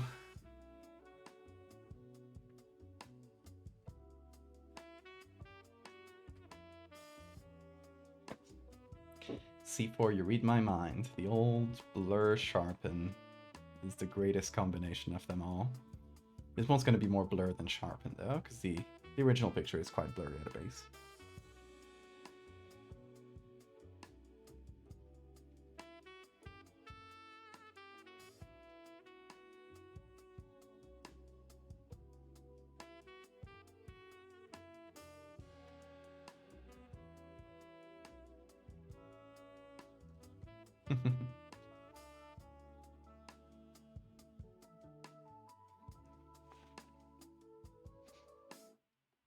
Oh, he's not releasing it. Unhand me. Haha.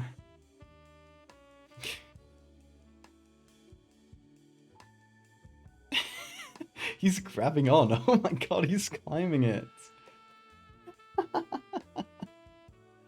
Come over, Bean. One over. Oh, there he is.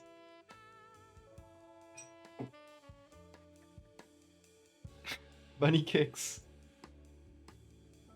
Kicking the chair. When he gets excited, he bunny kicks the chair.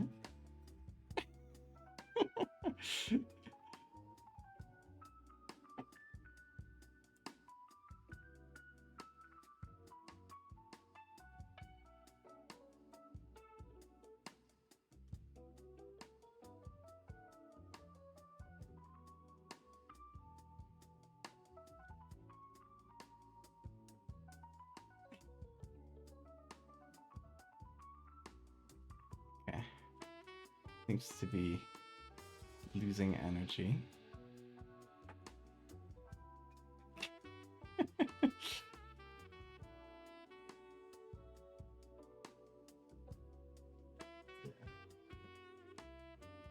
I think we got him all played out for the moment.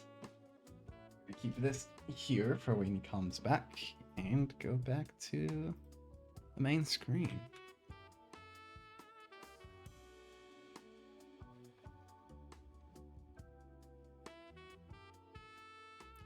There we go.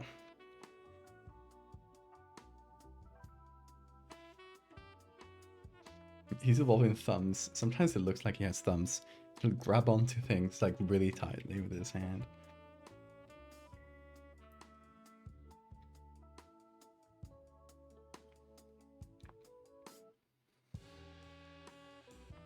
The timeline of humanity. He loves the rope.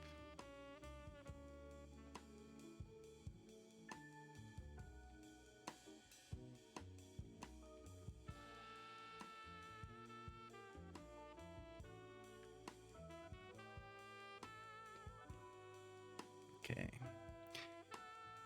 What else can we add texture-wise? I feel like this area over here in the center is not like super developed. It kind of just fades out into the skin and then into the mushroom pretty unceremoniously. So I feel like that's where we should expand. So we can use some more of this texture because it's really good and clean. And just find like a good looking area. Maybe this.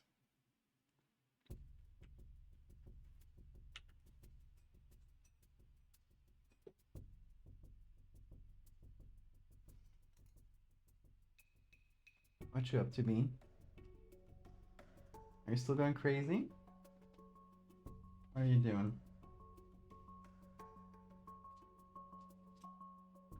He still has energy left in him. You are one energetic cat. I think the squid bits really did a number on him. It gave him the energy of 1,000 cats.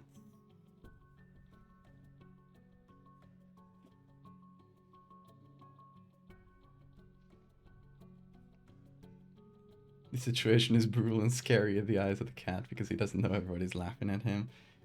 Nobody's laughing at him. We're all cheering him on, aren't we? We all love the boy. And his great athletic skills. Bean, when you're done playing, come on over and I'll give you squid bits. Let's see if that works. The energy of 1,000 squid. Perhaps.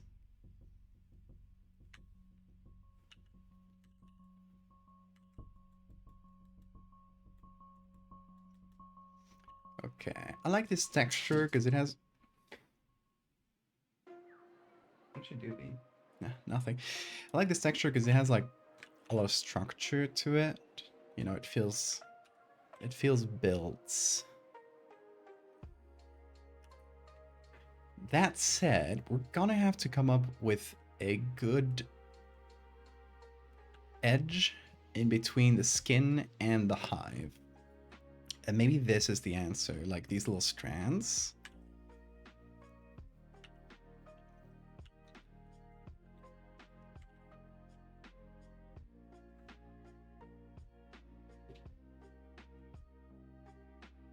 You know, it looks like it's gripping onto the skin below or something. So it might be a good limits for this.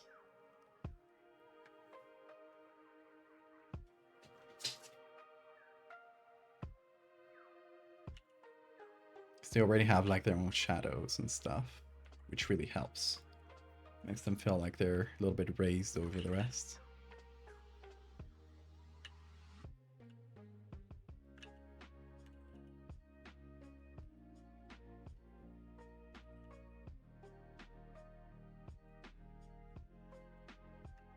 So that at least covers this bit. I like how this one looks. We need to essentially do the same here. And yeah, we might be able to with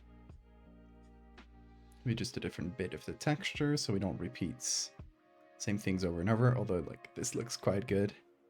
Maybe this. So we flip and we use that over here towards the edge.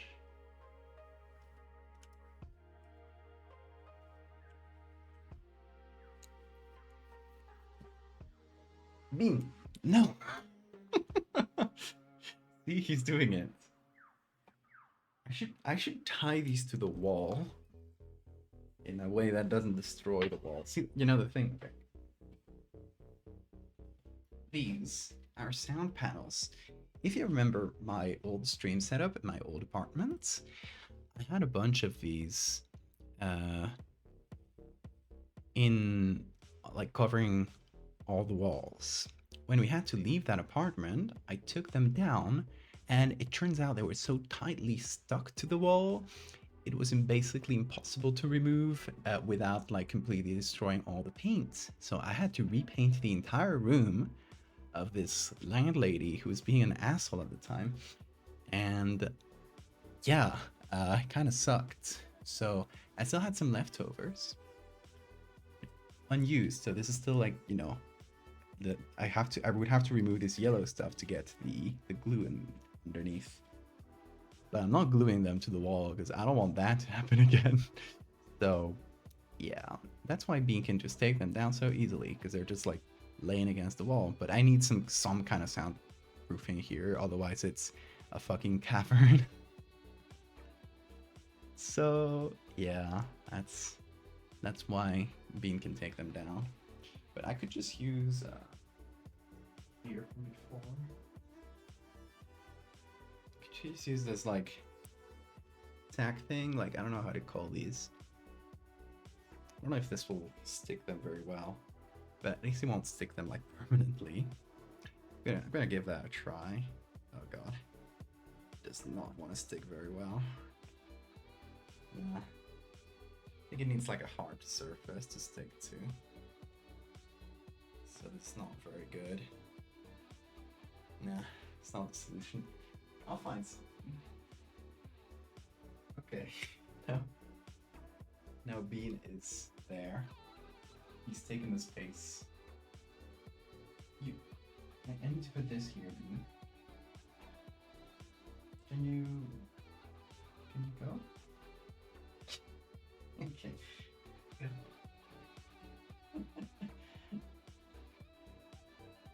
Silly beasts. Okay, that's a story. Man cave of horrors. It is my man cave of horrors. You know what I gotta do for sound? Like, okay, I'll use bean cam for this.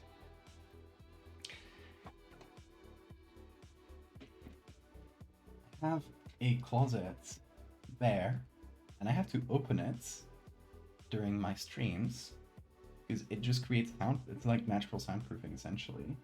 You have all clothes inside that, you know, work to absorb all the sound. All those boxes down there, it's all Patreon stuff. Yeah, it's all clothes. So it absorbs a lot of sound and reduces the echo on the room a bunch. So I just gotta like remember to open these doors before I start streaming. That said, like, you know, you have this in the back, but other than that, the walls are like pretty bare. So that's why it's echoey in here. And it has like decently tall ceilings too. What are you doing there, Bean? Hey! Don't think I don't see you there. What is bro up to?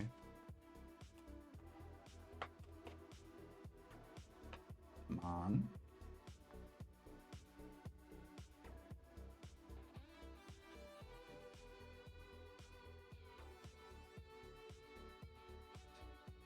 He's thinking about it. Oh, there we go.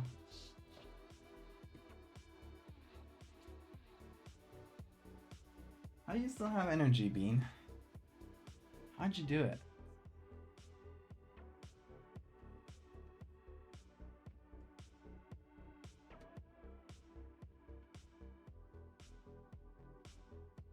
Tell me that thing in the background are those lung things or face hugger with eyes? What thing? What are you talking about?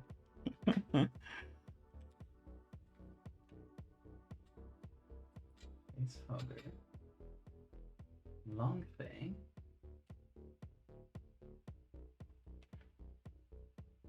What is bro on about?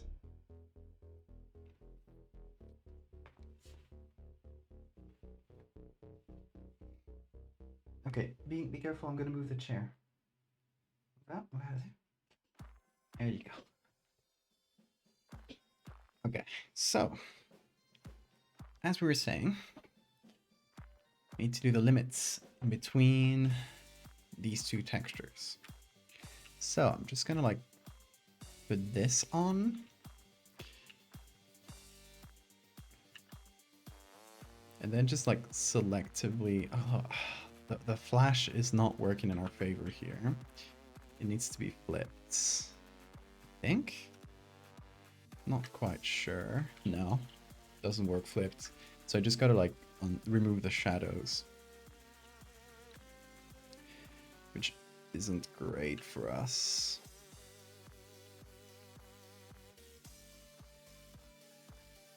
Because the lighting is coming from above in the photo, clearly, as you can see from the mustache.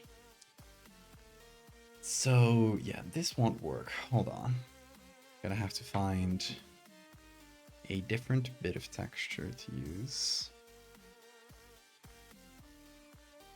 Hi Bean, the screamer.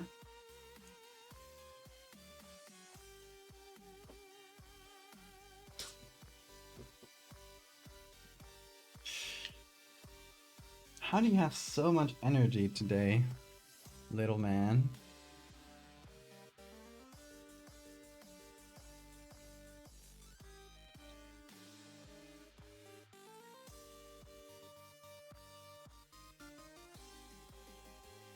You are unstoppable, Bean.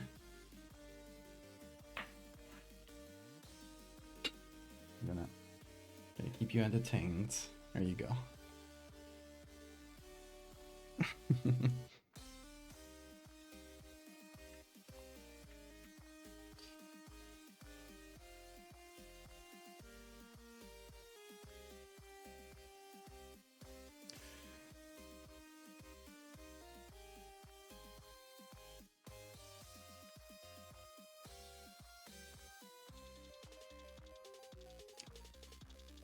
It's not an easy lighting, to be honest.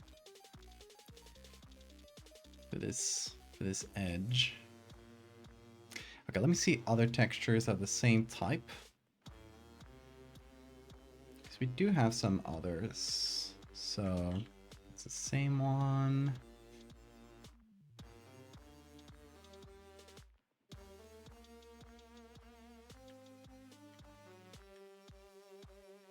Oh, this. No, it's too close.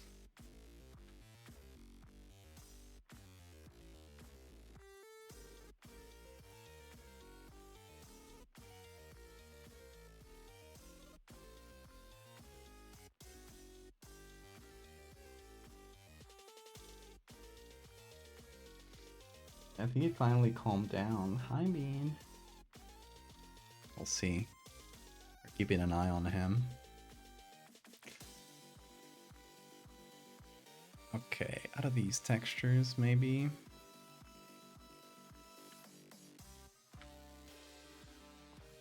Oh! Oh, look at the little boys! Yes! Look at that. You very rarely see that in photos. They're feeding them. That's so cute. Bunch of babies. Oh, this has a pretty good texture.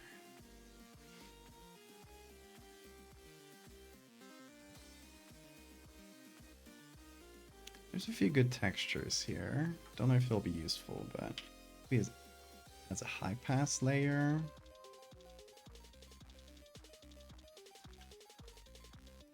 Bean, are you back at the corner?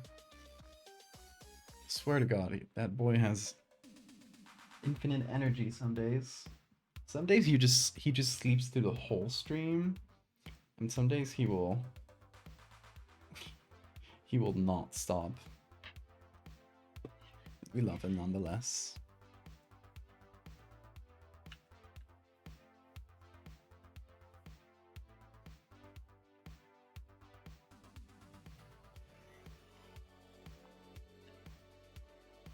The wasps, they'd probably be girls? I don't know exactly.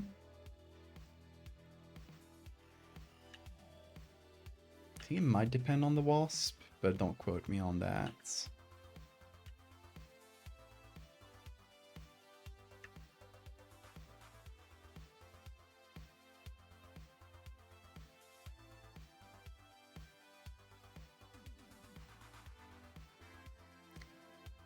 Let's just do normal and edit the levels.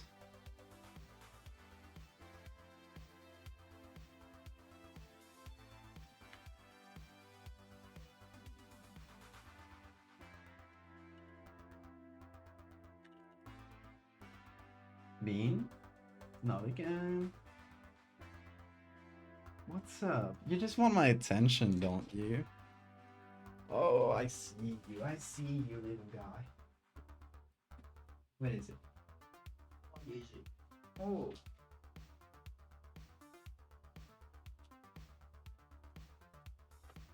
What? Is that what you wanted? Yeah.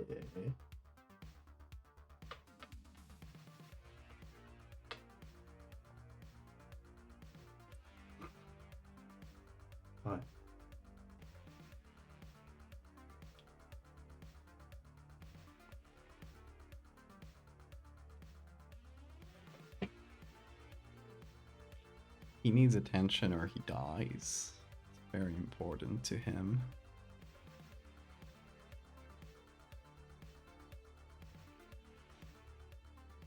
And thankfully, I can do edits with a single hand. Kinda. At least to some extent. Can at least mask this. While I grab the boy.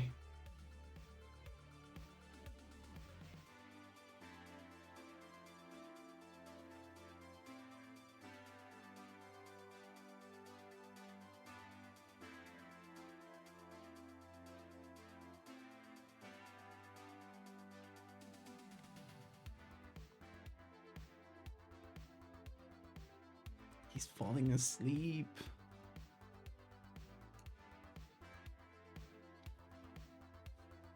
So I guess that is what he wanted. Don't quote me on that, Jack Hoffman. All being gentle like burger. Like this. And then... Oh. Okay, Bean. I'll be married.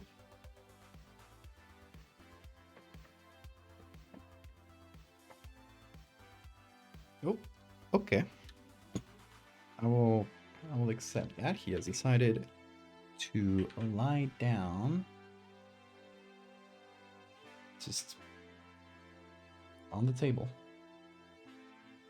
Like that. I'll let him. He's allowed. Oh, I'm just gonna pull out the, as you can see, his ass is on my tablet right now. So, just gotta do a little pull technique. He's cute. He's like, what the hell is moving below me? There we go. That's good. I pulled out enough of the tablets that I can work. Okay, now I can do this much faster with two hands. It's great.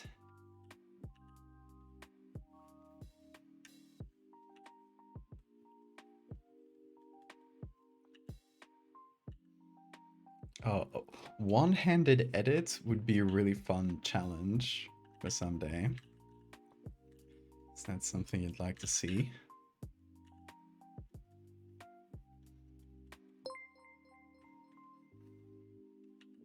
Well, that's better. Hey, Welsh. I think text-to-speech didn't work there.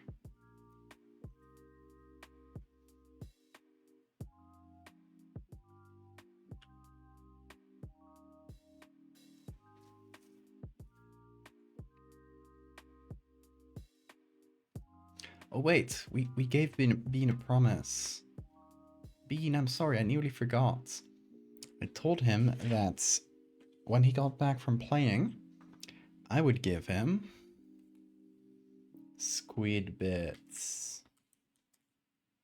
His favorite stuff in the world. You can have one, Bean. Oh, okay, okay. Calm down. No. I'm moving your camera.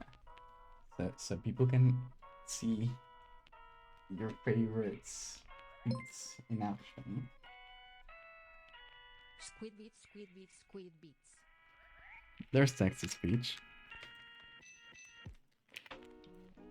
Ooh, yeah, baby. Go for it. Go for it. No, it's here, it's here. It's here.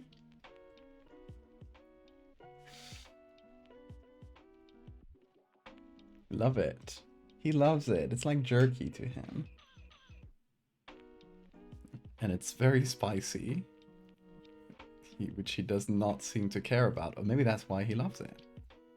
Maybe he just likes spicy food. Do you, Bean? Here. Let me...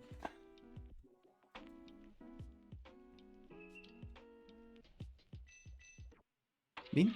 Squid bits. Bean? Stay where you are.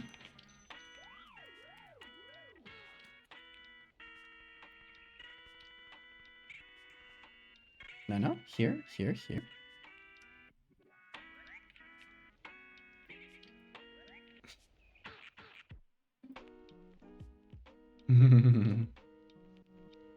He's in the darkness.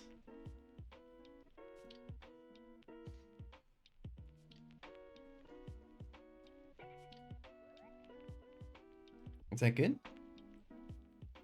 You can get all the spicy dust.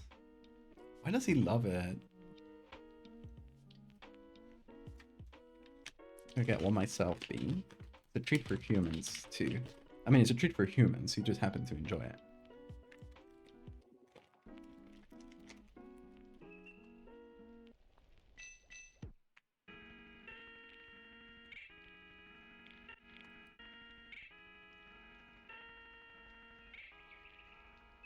Spicy and unspicy, like, but yeah, I recently found you could get it here. It's not a Spanish thing at all. I think it's actually from a Chinese brand. The bean is unaffected by spice. Yeah, or he likes it.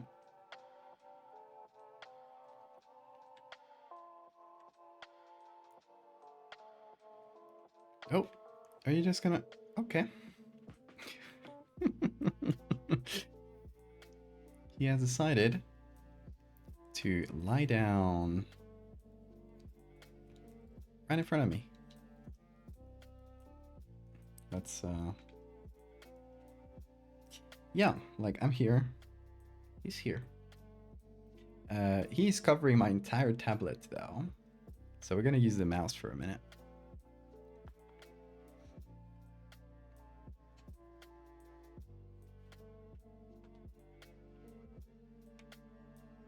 Filefish. Oh, okay. I'll look for that. I don't go to the Asian mart much. This is actually just like a regular supermarket.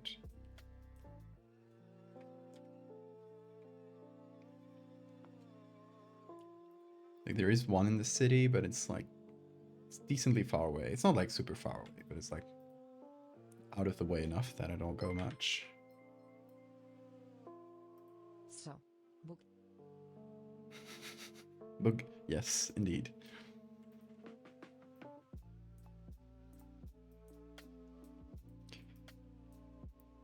Many, many bug.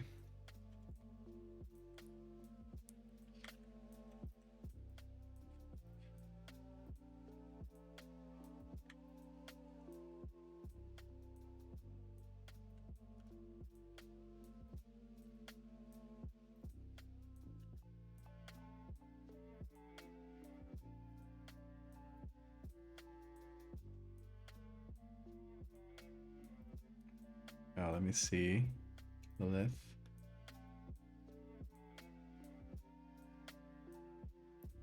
Fish jerky. Oh, I've never seen that. I will look for it. I bet Bean will go crazy over that. I can tell you.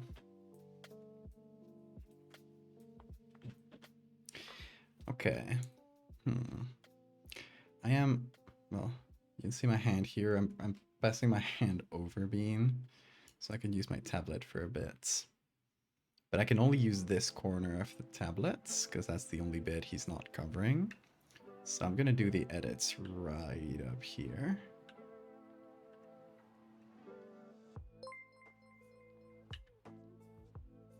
Many would. Wow, I'm not sure I could handle that. Oh, Bean. Bean? No, you can't touch that. No. So he's attacking this, which is my like shortcut thing, and this knob will make the brush bigger and smaller, and he's like turning it right now. Bean, why do you want my brush to be so big? I'm doing a small detail. I'll make the brush big later. Okay.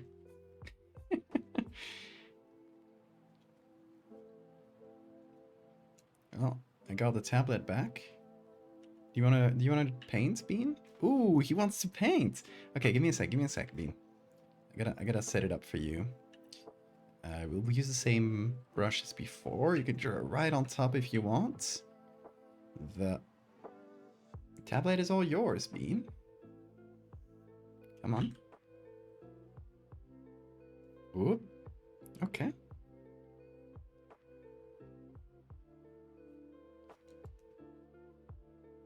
You want to continue your stroke? Start a new one?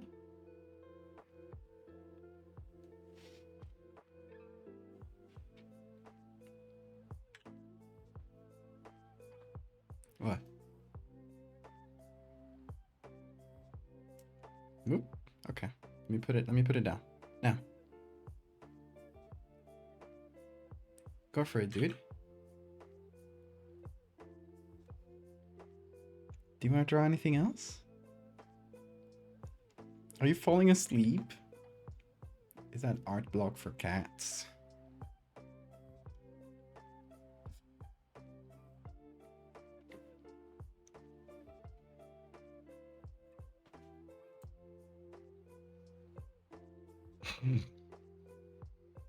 I think he's got art block.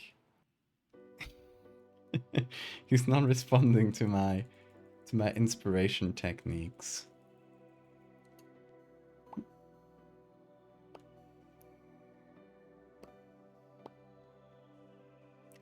Okay. Well, you did a great job, Bean. Thank you very much.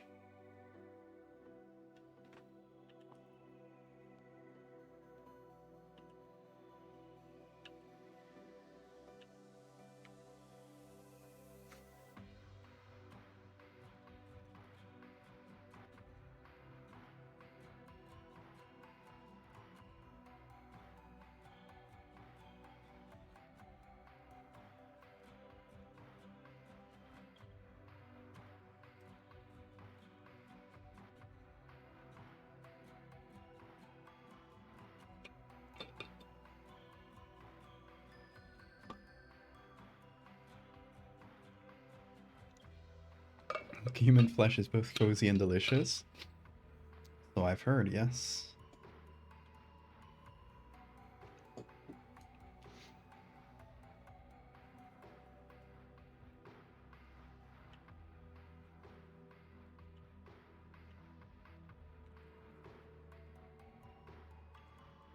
Okay, so I'm gonna make this go up into the neck. I think that's pretty interesting looking.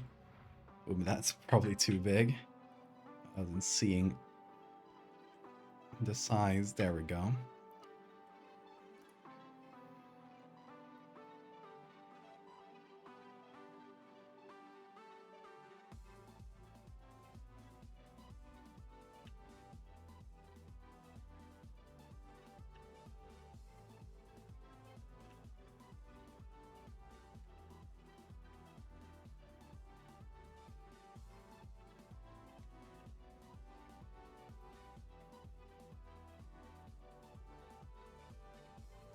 Okay, so that makes for a pretty interesting edge.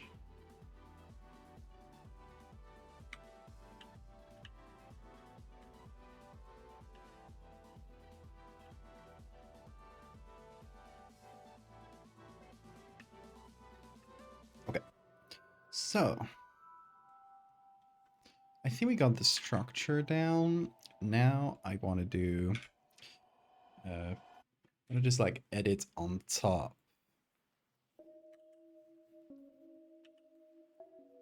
To get the lighting to match a bit better with the rest of the image. It's Bean's layer. We'll keep it here in case he wants to continue doing art later. He gets his inspiration back.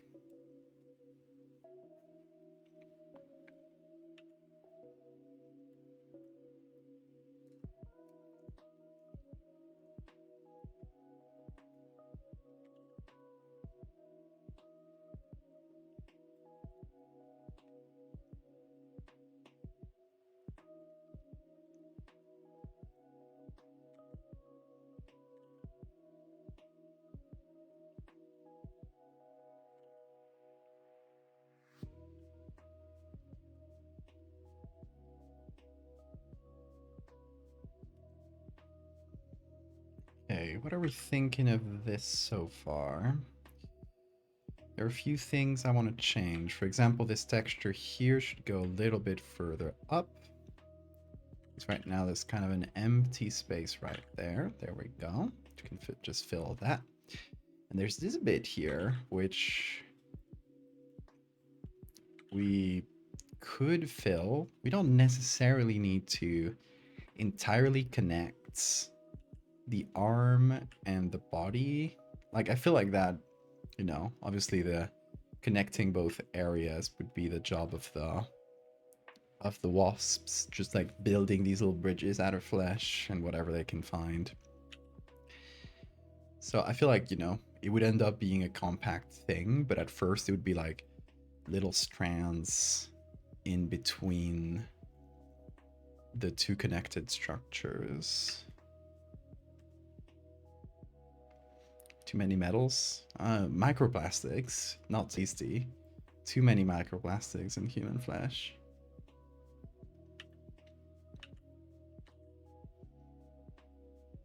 Tastes like credit card.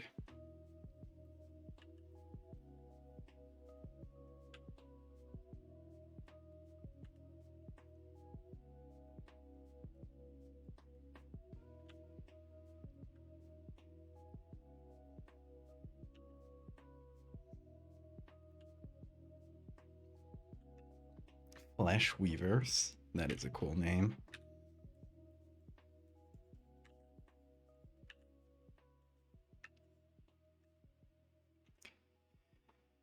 Guys, I'm kind of worried for Beckett. We have heard nothing of him in a day. You think he's been affected by the teeth disease? That would be so sad. No emails yet. He hasn't been active on Tumblr.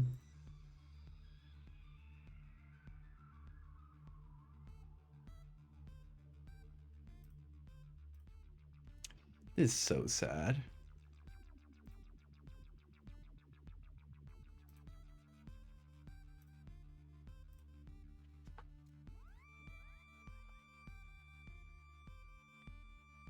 The piquante chemical flavors of microplastic. Yummy.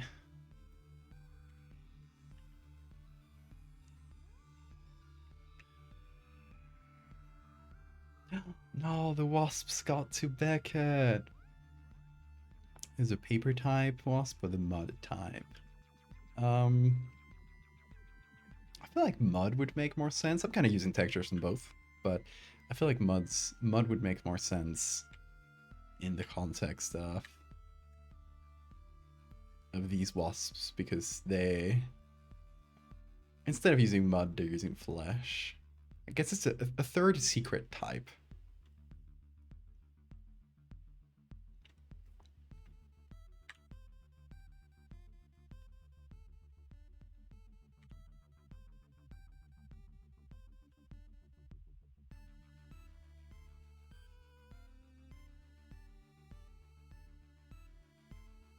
So I am adding the mushroom texture on the very top so we can actually just incorporate it with the rest, because as of now it was just mixed in with a single one of the layers, like this one in the edge.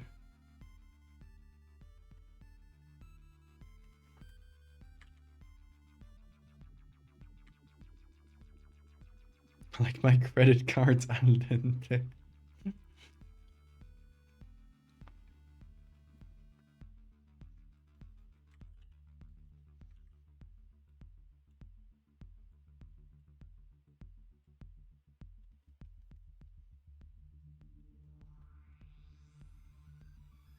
We're removing the texture from inside the holes.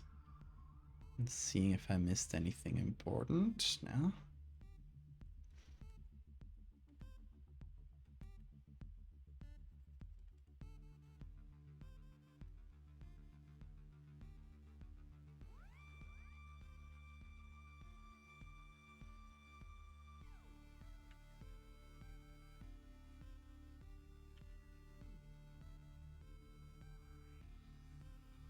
Oh, I got a big hole here.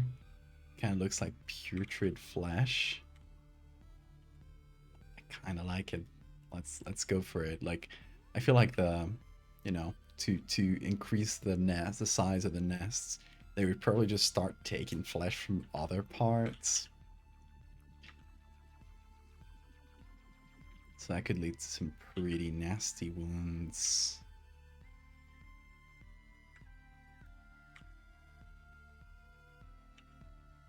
Oh, bean movement. He's gone back to his little bed.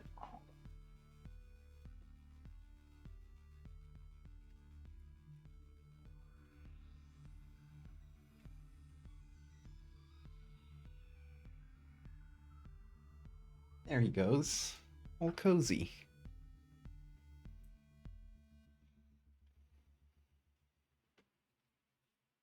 The Wasp really said reuse, reduce, recycle. Exactly.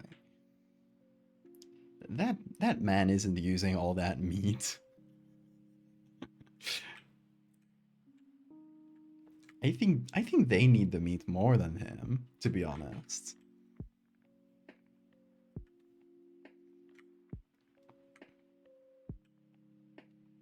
Give to the needy and all that.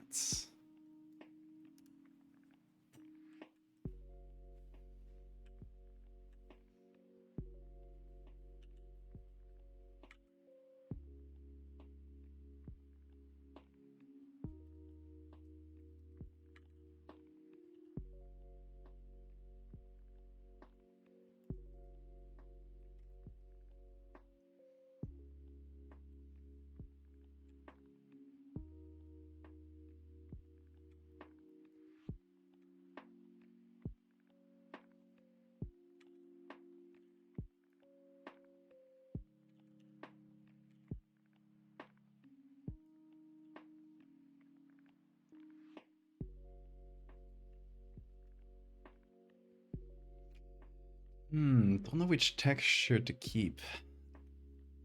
Because this one's nasty and works with the skin really well.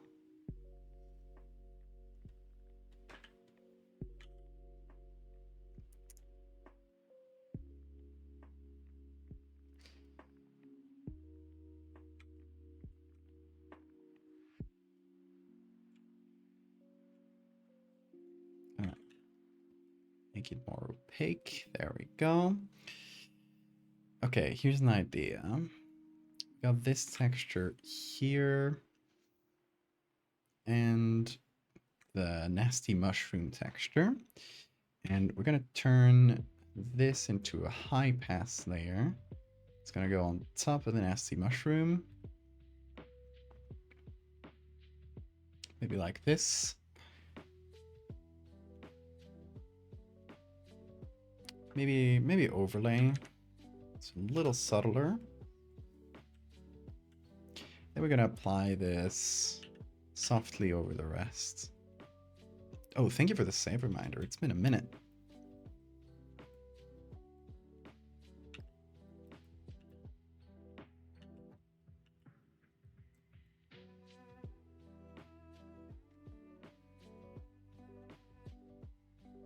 Oh, there's too many. Put in too many images. Hold on. As an easy fix.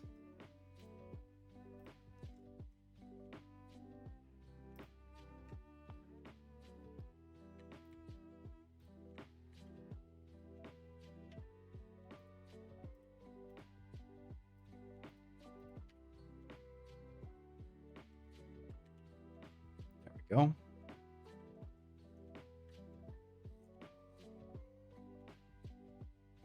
JPEGs. Okay, still too big for some reason. I need to increase the JPEG effect for this camera. It's not strong enough. It's a little finicky, so I have to do that out of stream. Because there's a third-party tool to do all these integrations in between the stream and OBS. It's a whole thing.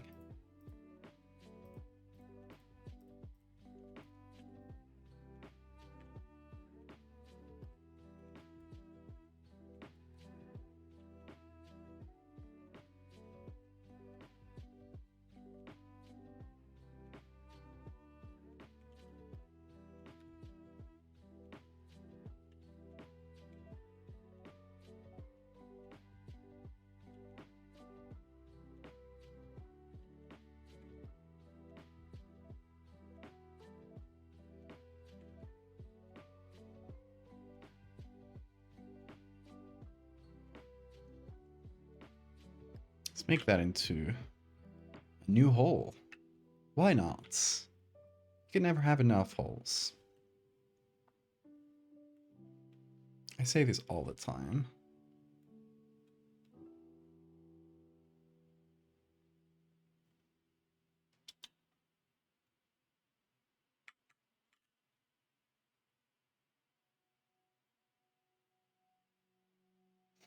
You tagged me on Twitter? Hold on. Twitter's been... Can't promise I'll be able to look at it because Twitter has been just essentially non-responsive for me for the last day. I think it's because of the cyber attacks. Like, it took me 20 minutes to get one tweet up.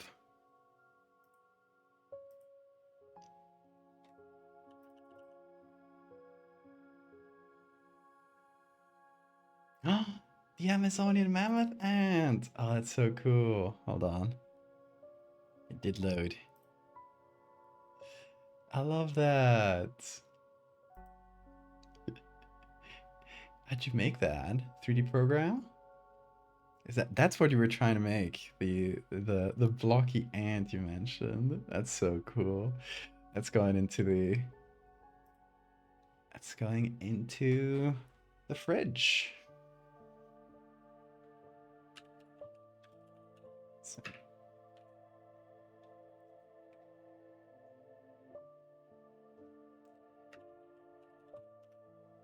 There we go. It's been saved. The fridge, for context, is a folder I keep where I put every fan art people have made, everything people have sent, like even the memes people have made, and I keep it there. And when I look at it, it makes me happy. That's really cool. Thank you for making it.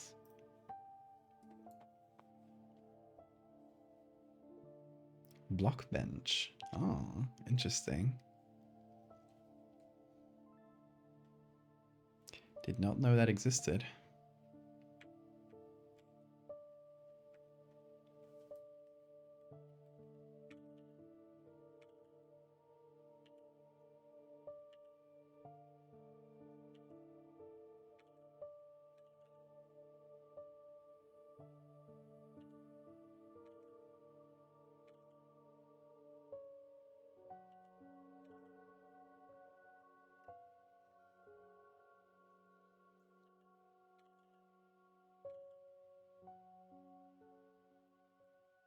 Yeah, I'm using more of the mushroom because why not, right?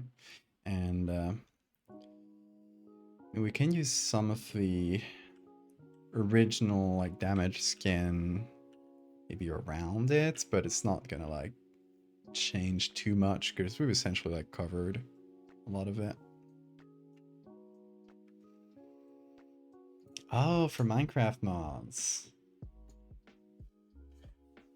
That would be cool to see run around in Minecraft. The Minecraft Megalomorpha experience.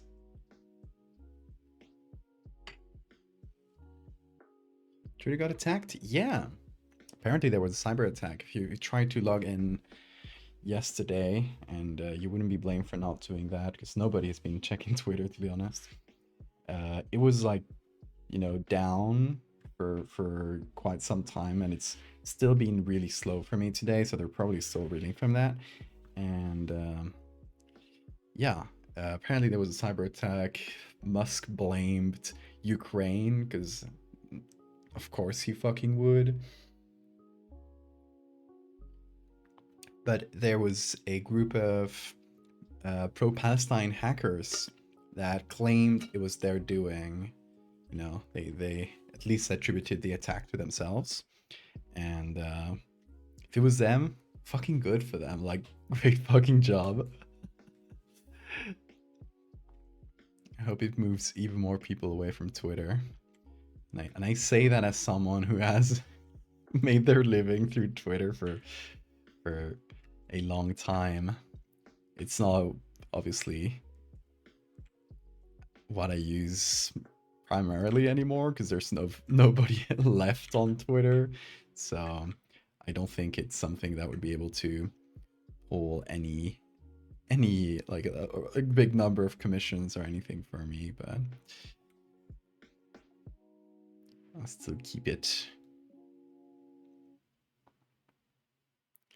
Okay, I want some more bad skin, or you know, mushroom, and I'm gonna use high pass to add that. The problem is, well, just gonna put it on for now.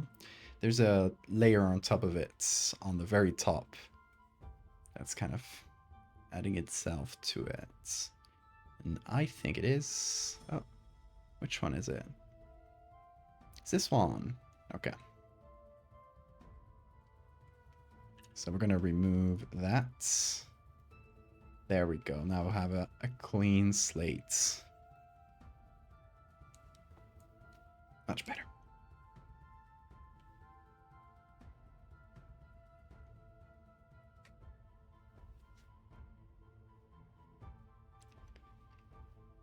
It's a player model. Like you could play Minecraft with this if you implemented it. Oh, I love that.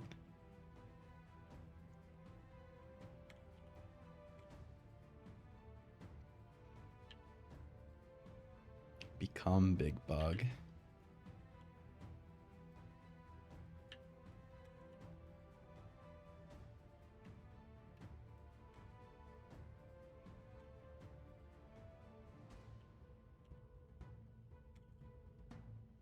Okay, so we're expanding the infection, or at least like the area it affects, a little bit down as well. We're still keeping this as the original infection site, but it is now going up. We created this whole mess. But I think it's looking good. What do you guys think?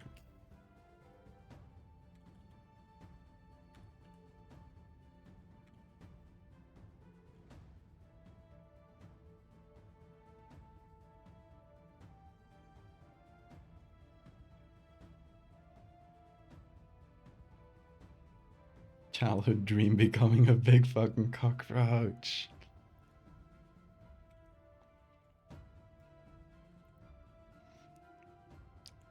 We can all dream.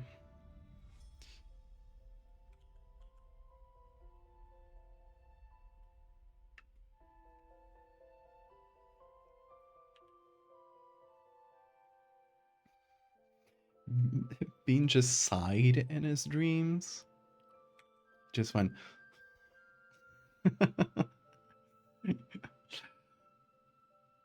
What is bro dreaming about?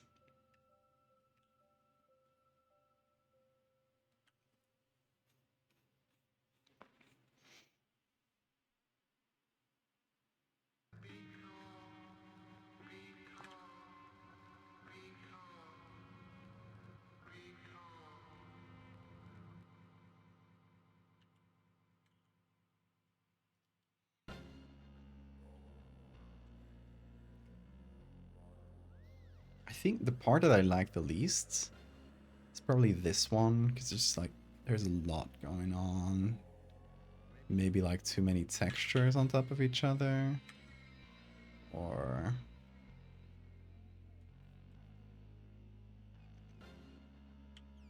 yeah, maybe it's better off with a cleaner mushroom texture there.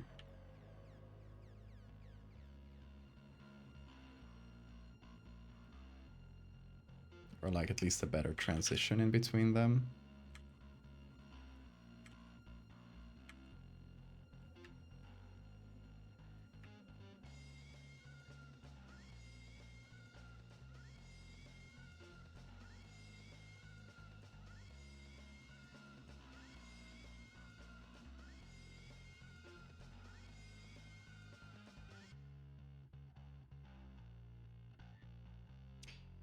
Maybe just a hard light layer.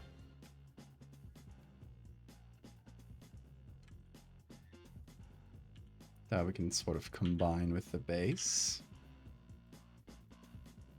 There we go. That's a little better, I think.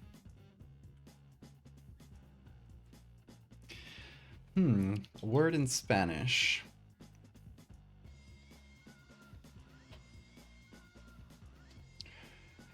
guess a hive is the same word as nest. So a hive in Spanish is a nest, which would be said nido, N-I-D-O.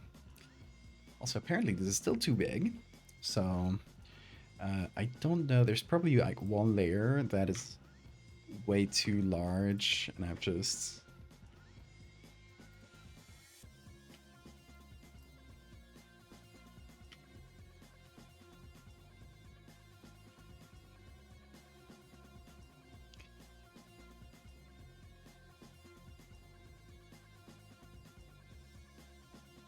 Okay, I think we got it.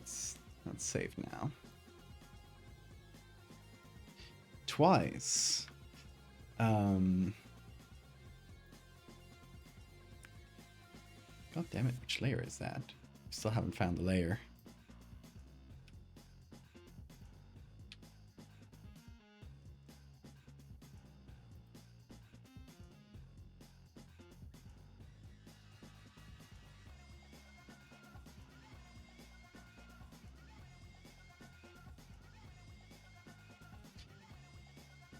A second layer, a second word in Spanish. I'm gonna do an inverted one. Aquila, every time I read your name, I I I accidentally read the word abuela, which means grandma in Spanish. Because it's very similar. You just take the Q and turn it around and it's a B. So to me, you're our grandma.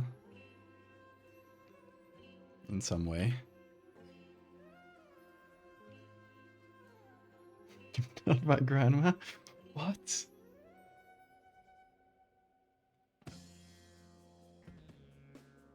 I don't believe you.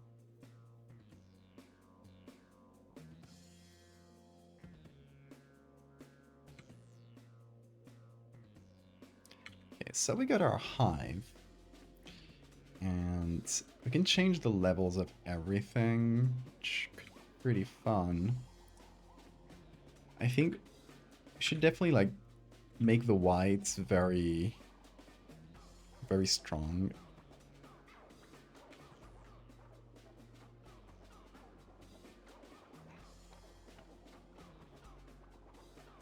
Like this, so that they kind of blow up a bit. Clip. So you get like less detail in the bright areas, kind of like in the actual person's skin. Can you do the Jack Hoffman smile for Granny? Hold on. I can't hold it for very long because I actually laugh. I don't know how Mr. Beast does it. Like, he actually scares me.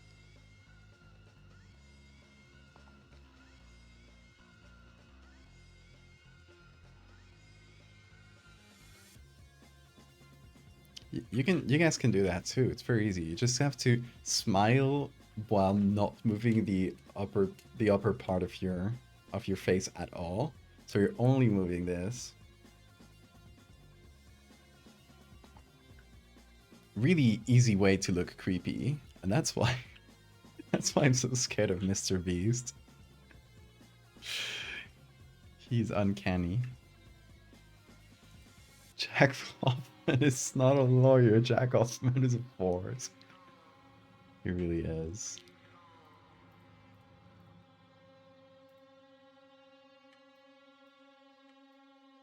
Okay, I'm gonna do a little thing here.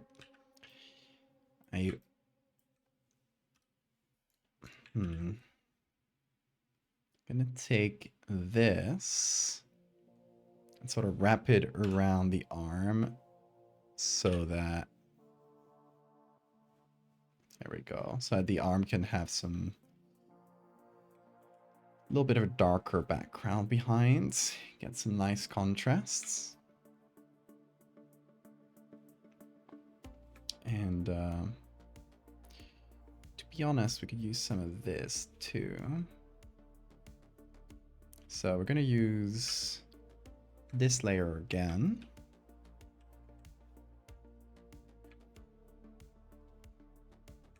Gonna expand it a little bit. Put it down here. Ooh, Bean move.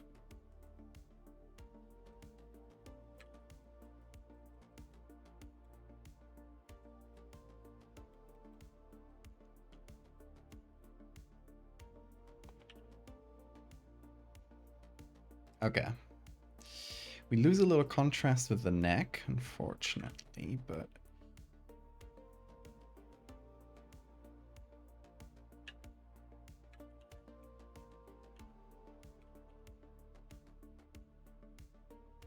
it's not too bad.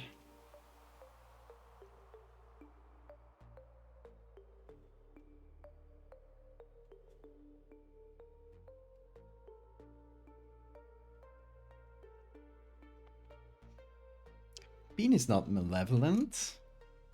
He's just a little guy. How can you look at that and see malevolence? He's a being of pure joy. I am cool though. Well, I was, but I died. But as Jack Hoffman, I can tell you Val was really cool.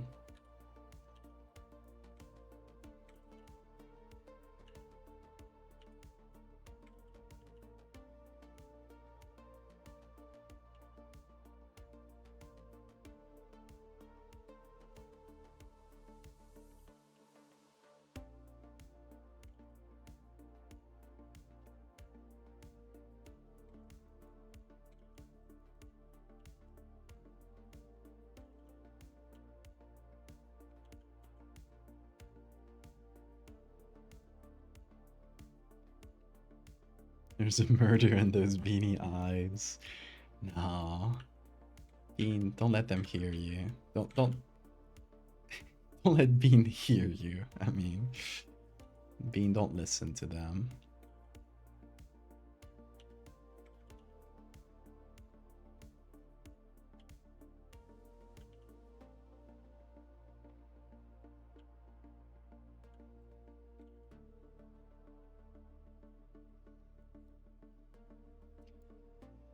Okay, now we got a problem. Everything we've added so far is very clear and crispy, while everything else in the actual picture isn't. So we're gonna have to match that. Before that, though, we should add the wasps and then just do it to the whole thing. So, I'm gonna make this whole group, okay. Gotta do something real quick.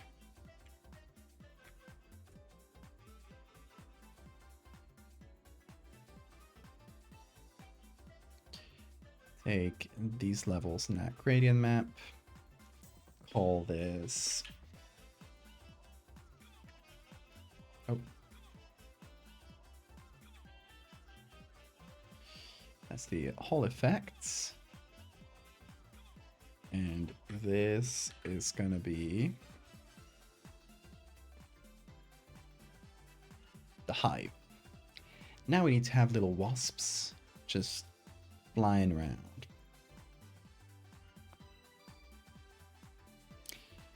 So let me just search for wasp. And let's see if I can find some flying ones. There's bees. Don't lie to me. Don't lie to me, photo searching thing. Okay. Wasps, plural. Okay, let's give me different search results.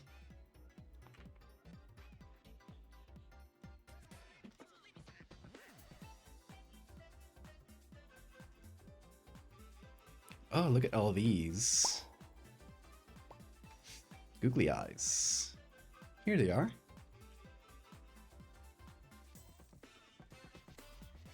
Who gets the googly eyes? The hive? The man? The man has just like really low set eyes.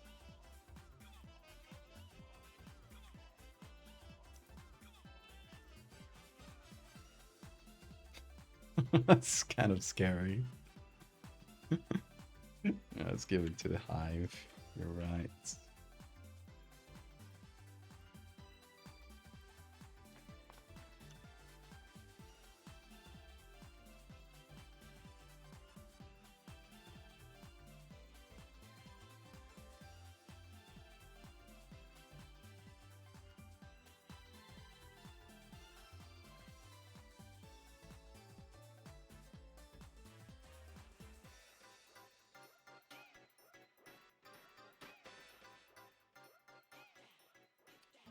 Beautiful.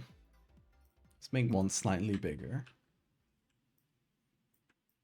And make it point in a different direction. There we go. Perfect. Okay, let's get to the wasps themselves. So we got all of these ones all flying around the entrance to the nest, which is kind of perfect, to be honest. Like, I think I may just be able to add this right here.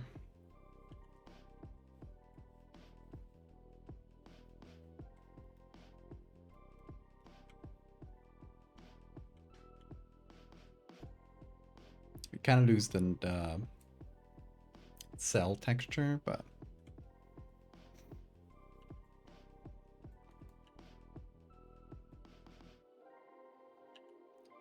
okay.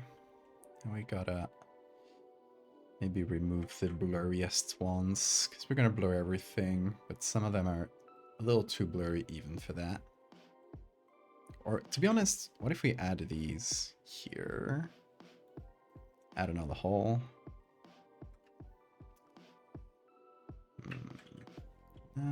I don't know. Because we did already use this one, but I feel like it's not that easy to tell, so shouldn't be a huge issue.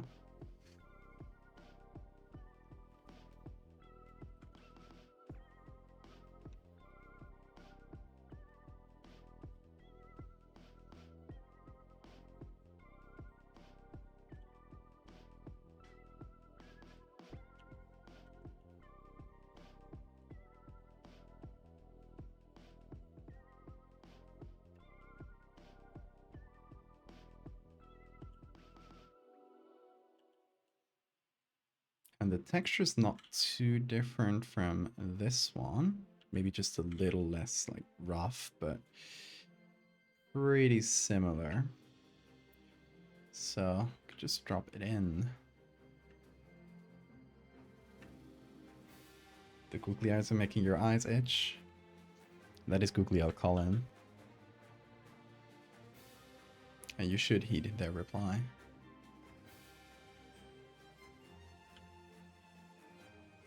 Okay, so we got some swarming little wasps there. Should it be upside down, actually? Nah. I like that better.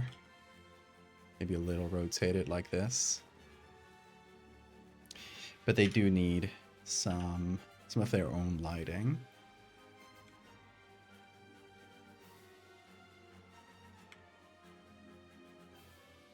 Are they gonna get replaced? Your eyes? Maybe. Maybe you'll start growing eyes from your skin.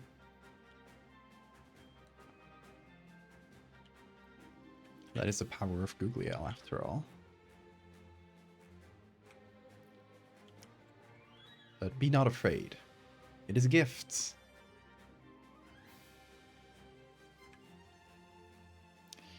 It is a blessing.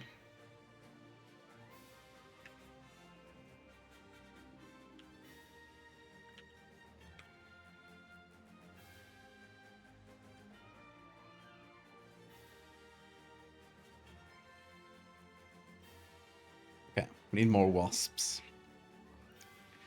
Let's find them.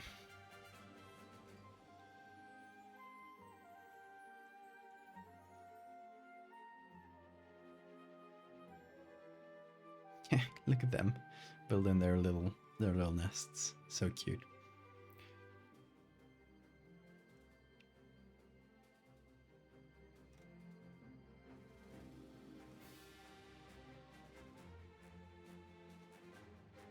And I'm kind of using any wasp here because they're small enough that it's not really gonna be visible if it's too different from the queen here.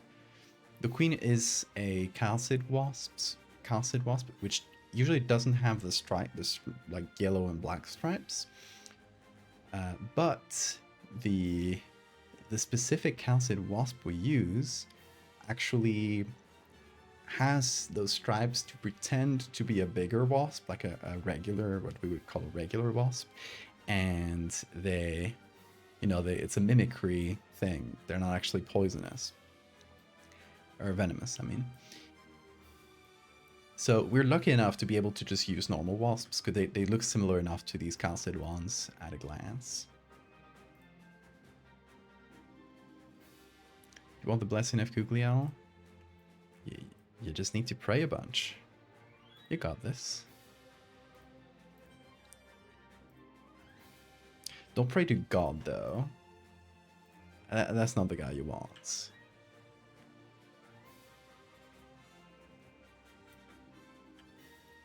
Gotta pray directly to Gugliel, otherwise your call will be redirected.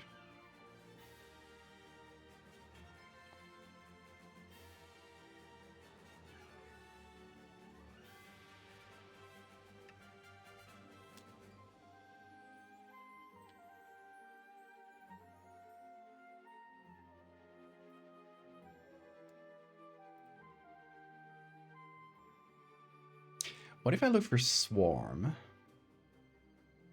Because that's kind of what I want. It's like a bunch of them swarming around. If I find a good picture of a...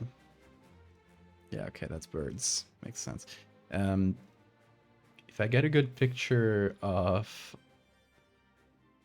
a bunch of bees, a bunch of wasps. I mean, I got this. It's not the best, though. Yeah, just like, oh, a bunch of bugs in flights. I can just like put them flying around, but they need to be against a really clear background, so I can just like directly put them on. Otherwise I would have to select around every single bug, and that would be madness. So they need to be against a decently separate background. Like this? Question mark? Let's see. Let's put this on top with the color and everything. I don't know. What if I go to select focus area? Okay, is it doing it? It is doing it. Not the flamingo. It's not too bad. It selected a decent chunk of them. At least like the front ones. Obviously it selected a bunch of plant here too, but we can remove that. Like what if I want... Okay, so I can hopefully complete these selections a little more if I...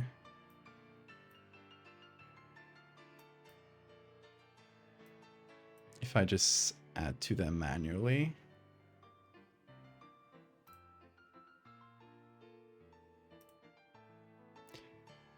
You know, this isn't perfect, but on the blurry image we get as a base, it might just be enough.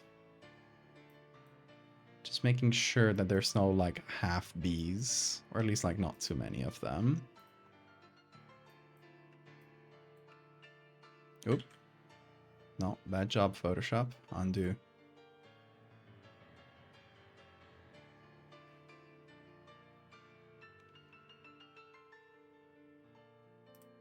Okay. Sure. Let's go for that.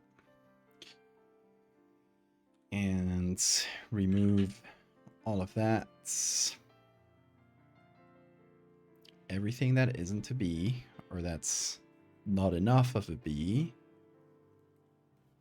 or that is a plant, all of that shall be removed. All right, any edge bees? Okay, I think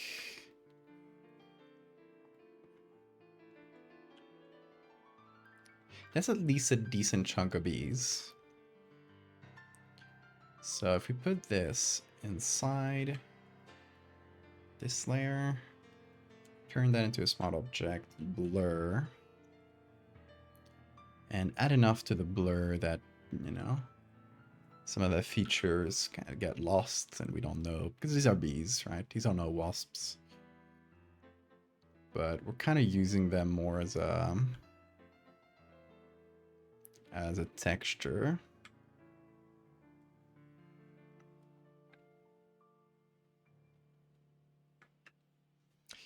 I dig that. I dig that. Hold on. Let me clean up the edge so I can place these in an interesting spot. Okay. So I'm just going to use this texture a couple of times since it's like complex enough. And have like the swarm kind of gathering around the guy.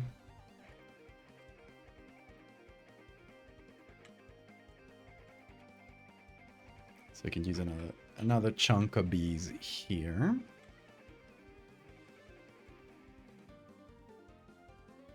And I might be the first person ever to refer to a group of bees as a chunk.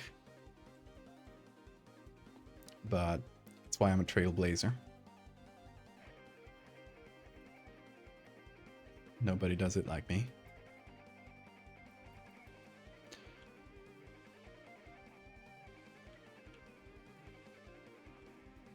Yeah, you know, a bee chunk. A big group of bees, a chunk. not a hecking chunker. Get out of here. Kick you out of the stream.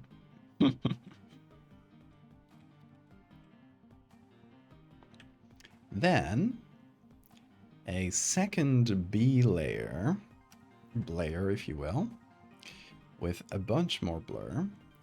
It's sort of going to be like the foreground bees. Wasps. You know what I mean.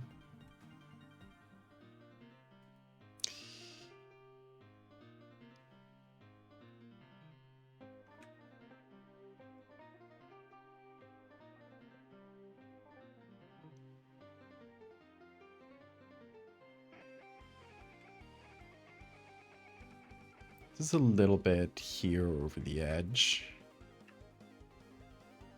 And then yet another layer of bees that's going to be also very blurry, but also very small.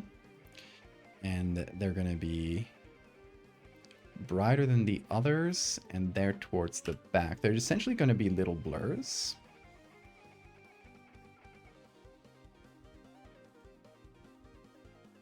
That again just serve as texture, and there'll be like the ones in the back, the ones like behind the guy. I'm gonna adjust that blur. Should be good.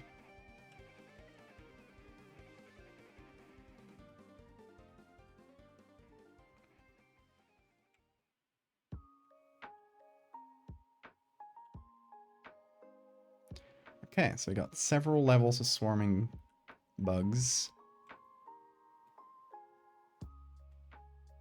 And at this level of detail, honestly, I think it works. Like, you don't need high fidelity for these, because they work more as a texture, like as a group, than as individuals. And if you look at them up close, yeah, you can tell that they're kind of B-shaped. But the power is in the swarm. Oops, all bees. It's both a B layer and a B layer. Yes. You are correct.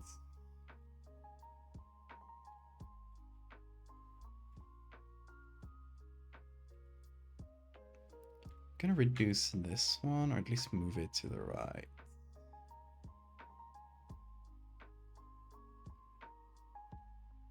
And have like less bugs on this side of the image. They're kind of swarming all around this area, but not as much over the guy's body.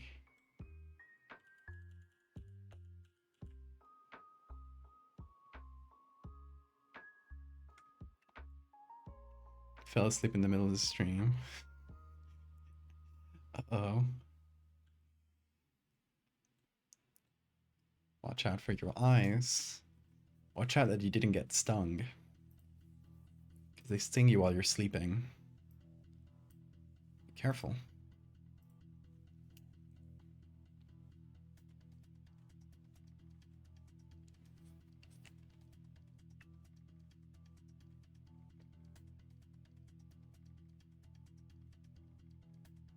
Okay, so I'm gonna take this, put it in a group, call it bees, with a bunch of E's.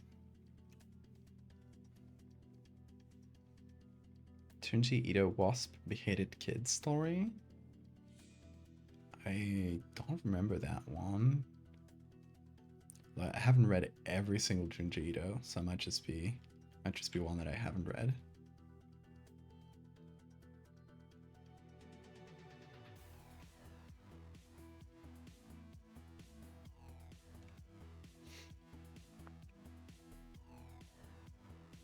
Oh, there would definitely be workers that would have like really strong jaws to cut through all the flesh.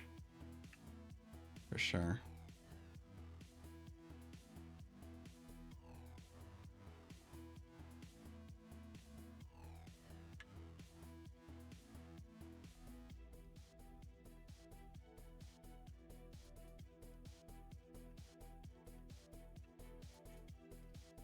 Okay, so we're gonna take the whole hive, all of this. First of all, look at it in color. Ugh, awful. I love the color. But let's see. It does change this a little bit because it just changes the style of that layer. But it's fairly easy to deal with, I think. Just a little bit of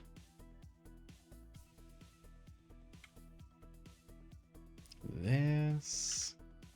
Mix it in well with the background.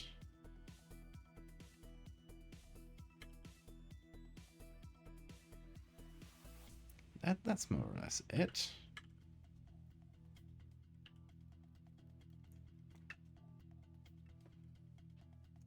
Beehive.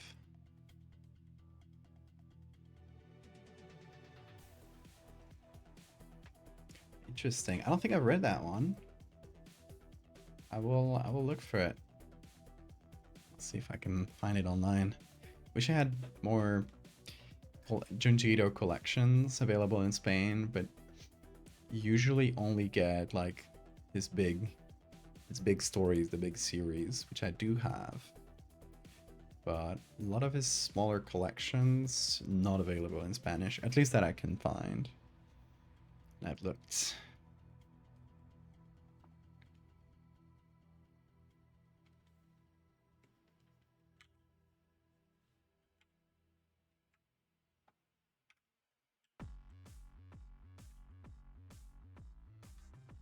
Okay, so this bad boy here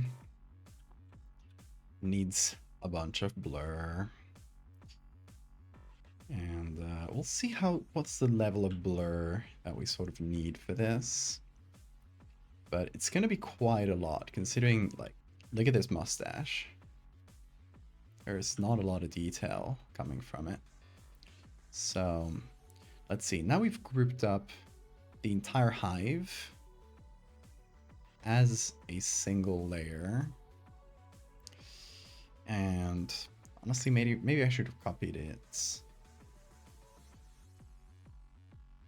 Let me do a thing.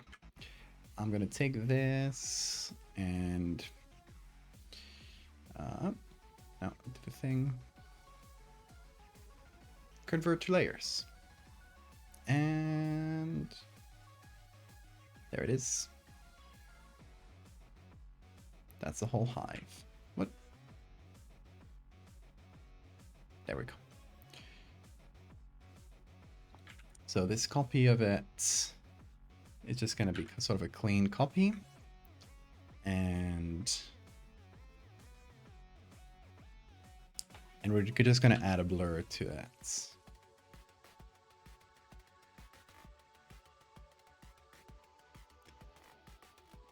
And I think it should be around 5. It sounds pretty dramatic, but it's a lot of blur. But it should probably be around there. And that also is going to go for the main layer of bees. This one, or I mean this 2. They're at 4, and I think they need to be at around 5 as well.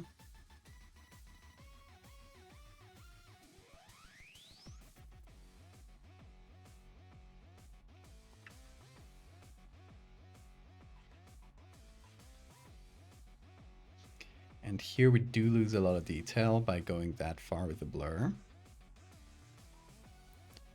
But I think it's needed. Because otherwise the whole hive just looks so crisp against the background. And it makes it, you know, look very obviously fake.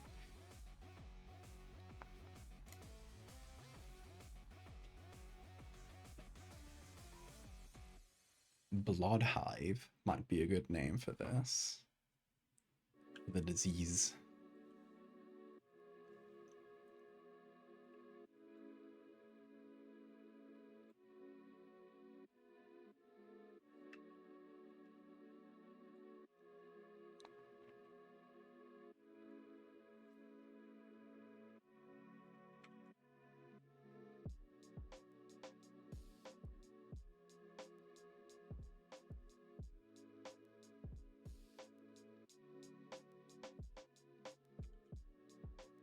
Yeah, I kind of want to go darker.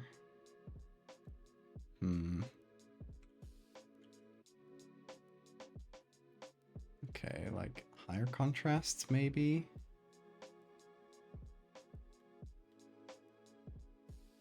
Because I do want these edges, this area, to be as bright as this here. Because it's still made of its flesh, right? So it would still be like more or less flesh colored. Though a lot of it, I guess, would be rotting slowly, so not quite, but decently close to the actual flesh color.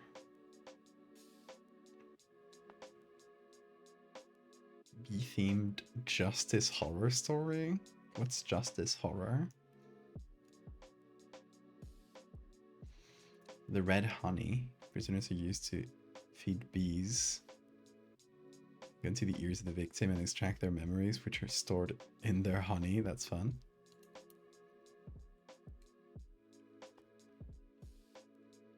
There's actually... there's a type of... I think it's a bee that feeds on carrion. Feeds on, like, dead animals. And makes honey out of it. And... That's kind of gross and cool. Let me see if I can find it. Vulture bees, that's their name. And they make really insane looking nests. Check this out, folks. That's Bean. Hold on. Bean. Get your nose out of the vulture bee nest.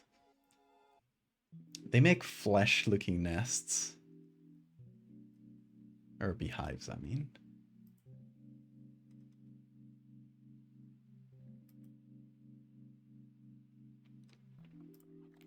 Yeah, look at this stuff. Gross as hell. I love it.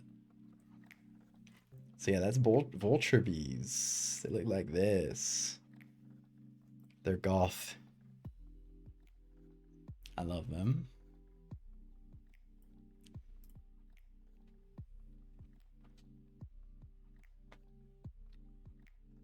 Yeah, I love their hives. I should look for pictures of them someday to see if... Actually, it might look good here. Although, we've already kind of settled on the texture. But let me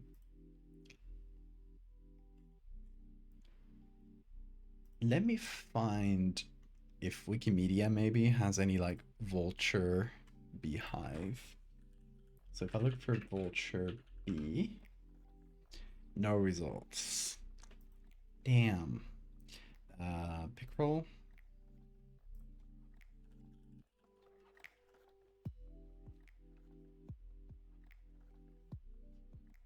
No, only normal bee stuff. That's too bad. Was worth a look. So if someone finds a vulture beehive in real life, please take a picture of it for me. I would be delighted.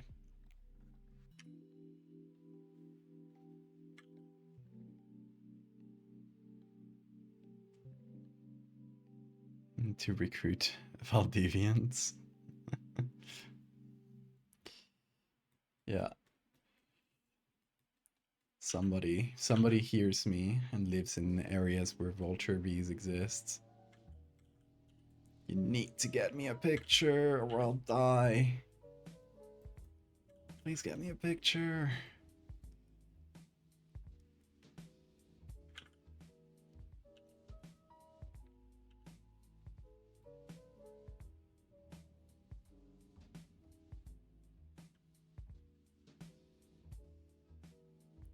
Why does the soft light look so bad?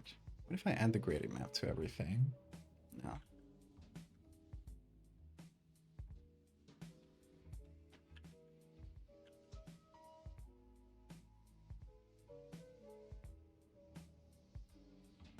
Hmm. Yeah, that's pretty good.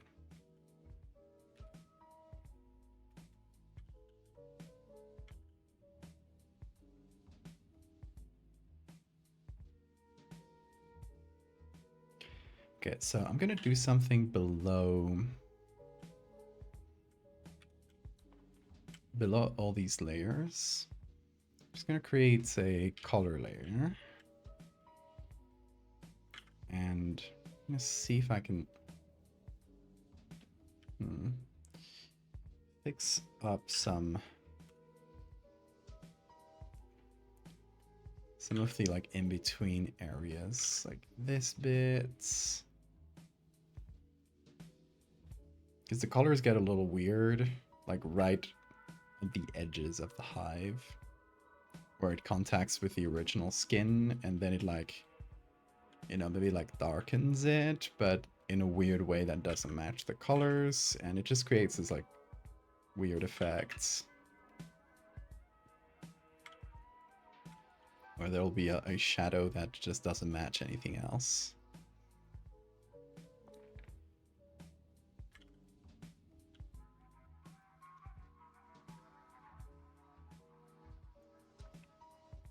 So that's a little better. This is too dark though. There we go.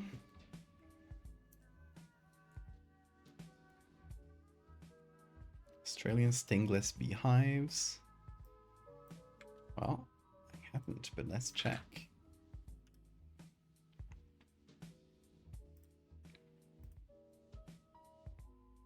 Ooh, those are good. Hold on. I think some of the ones we looked at before might have been from these and not vulture bees. What? Oh, that's so cool.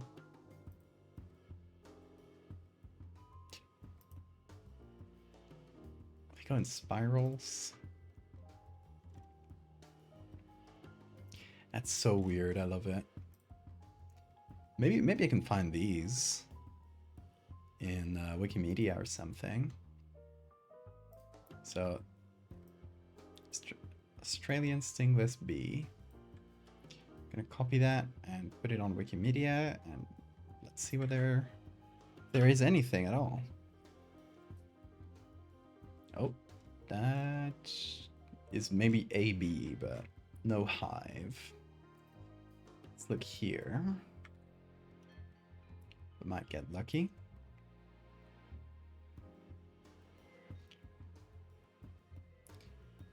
Huh. What is that? Is that a beast? Where does that come from? Pixabay, okay. I mean, maybe a naturalist.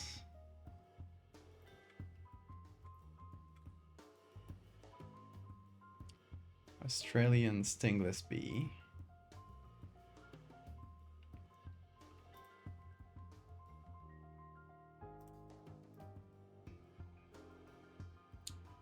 No observations. Damn.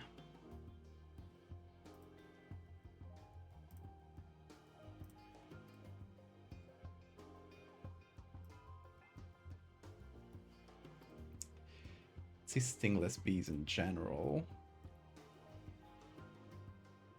There are some pictures. Here's a little beginning of a hive. They're just building their little tube.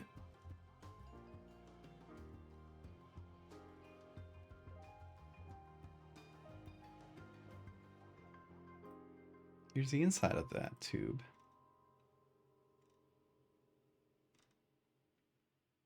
No gory nests, though. Oh. Oh, that's like the inside of a tree.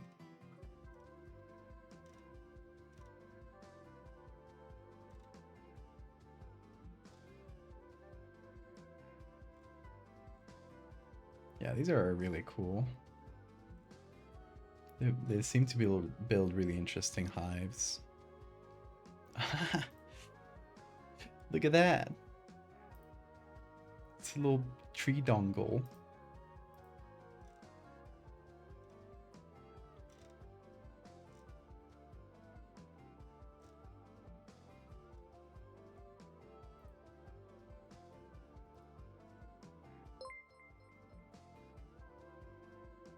Tritos.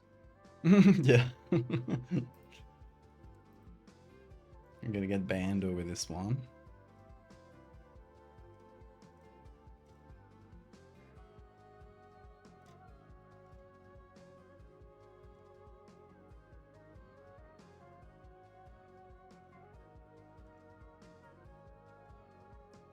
Yeah, no big nasty hives.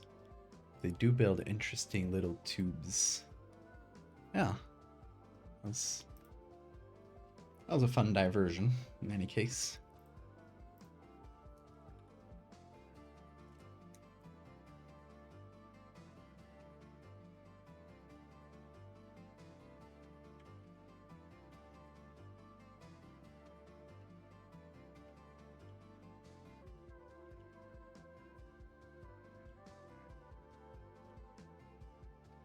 Okay, where were we?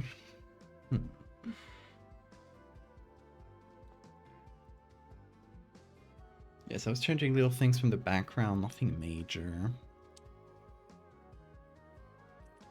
Some weird color differences around here that I can reduce, although that is in the original picture, but just something we can remove.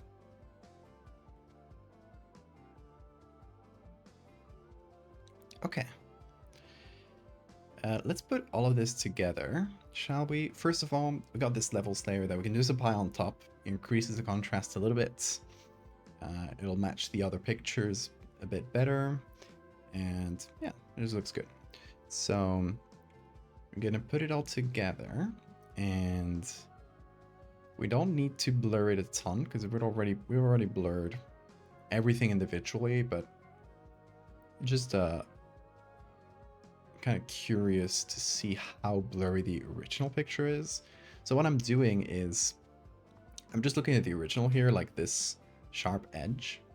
I'm seeing how much blur it needs to start losing detail. And that kind of tells you how blurry you need to have the rest be to match.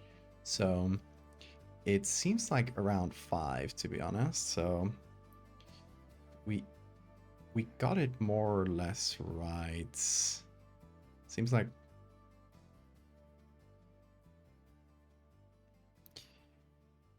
sometime after 5. So yeah, we can reapply a little bit of blur because we're gonna resharpen it anyway. So we take a big radius, bigger than the blur we did, and we apply some sharpening over it. I want to see how it affects the original image more than anything right now. I want to see how much blur you actually need to, how much sharpen you actually need to start like really sharpening the edges in these. So you seem to need like around 10, which is kind of crazy. Like that tells you how blurry this picture originally is.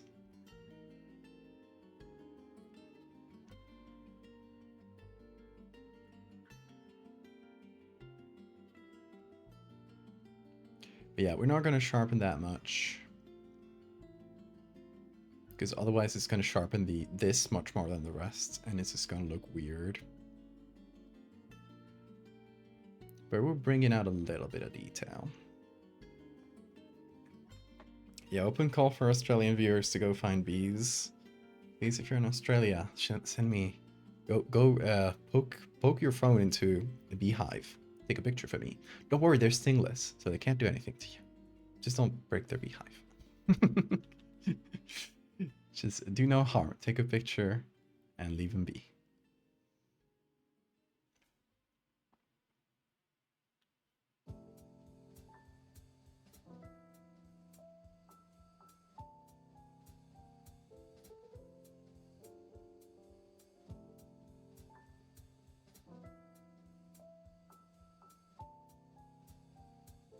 Leave them be. Hey.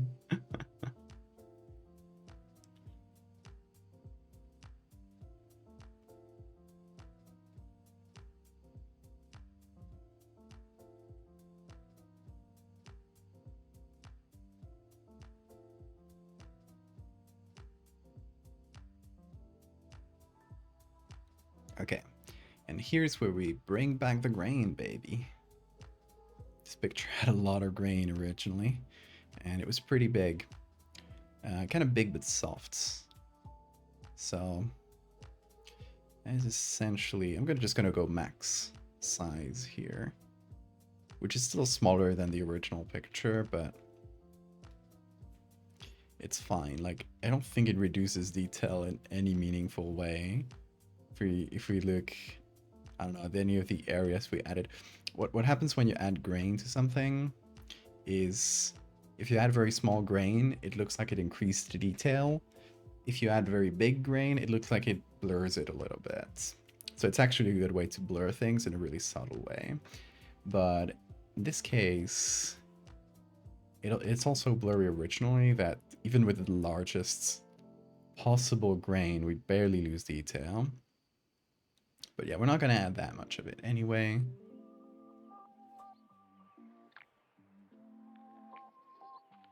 You can make alcohol.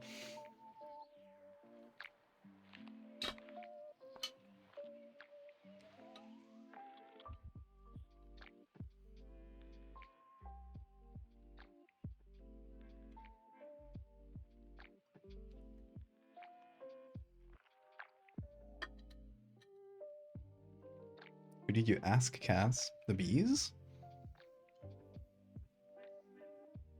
Are you in secret contact with the Australian stingless bees? Tell me all you know.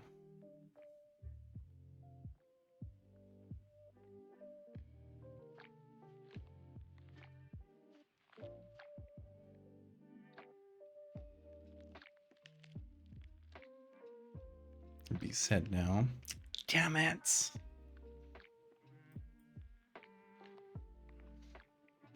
Hi, Bean.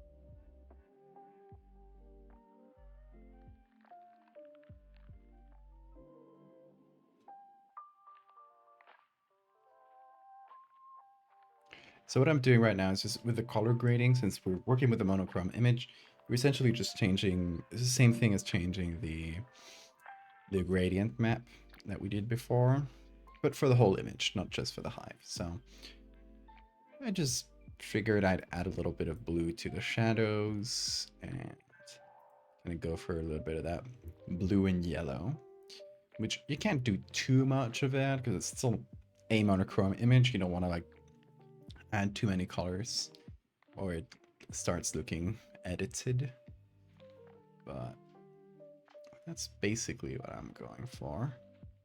Here with the temperature, we can also change how cold the black and white actually is, or how warm. And yeah, just go a little warmer perhaps. We don't change this because it's not, doesn't look like an old picture anymore. They traded their stingers for being able to build horrors beyond comprehension, and it's a good trade, I'd say. I'd do the same.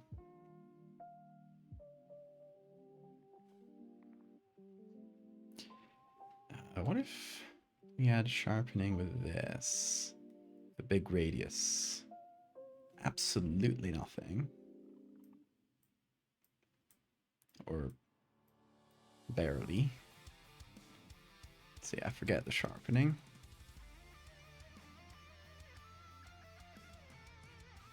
Oh, we got... I messed up in an area here. Added too much black.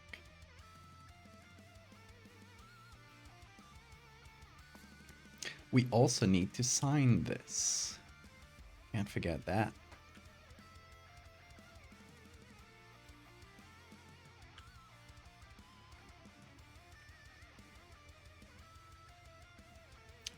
How should we sign this?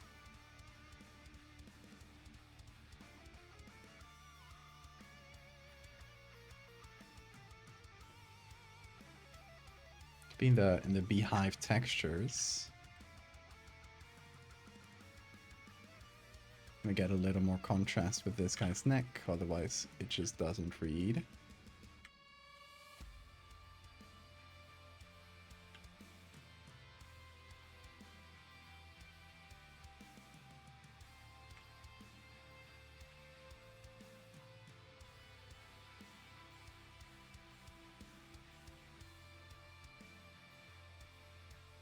It's a little better, yeah.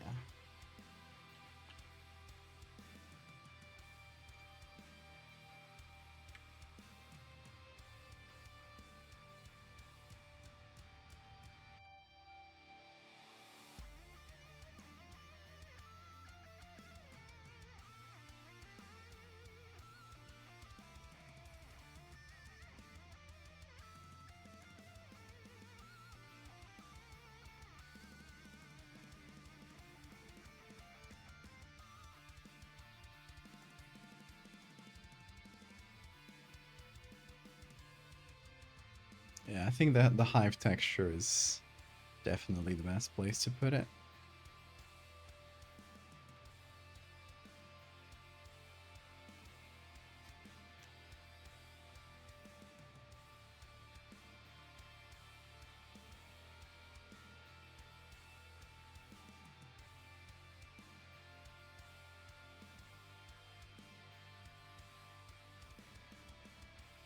Maybe this area here, it's a little bit clearer, so we don't need to move too many things around.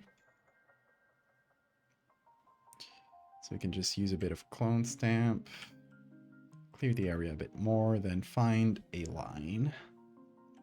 Just a simple line. And we put this in darker color. Maybe darken. Both are not the best, but it's a start. So we do this. Put it on twice. Maybe we flip one of them to add a bit of difference. We find another line, which we put again in darken.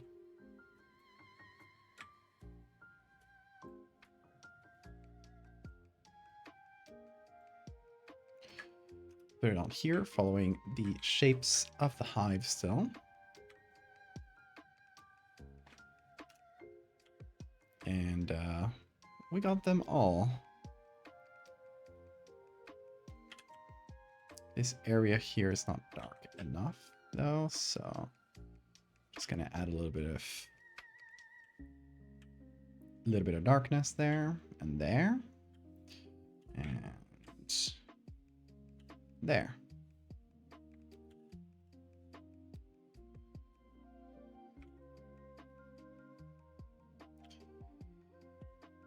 And then we take all of this, we group it into a single layer.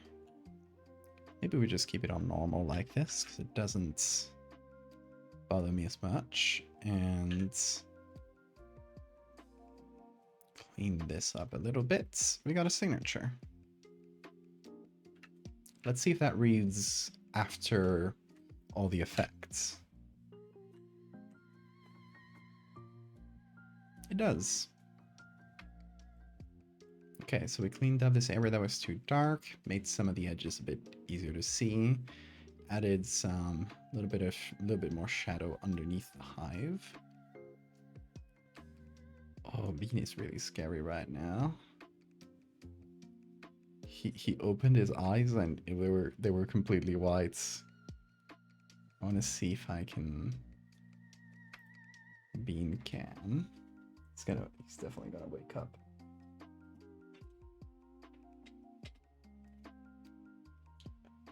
Oh, they're not white anymore. No. He stirred ever so slightly and closed them. You can still see it's a little white. Scary Bean.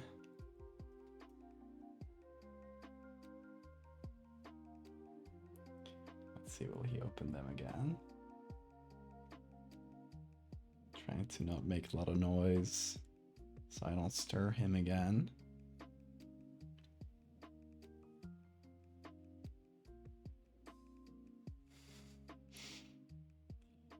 No luck. He was really scary for like a few seconds though.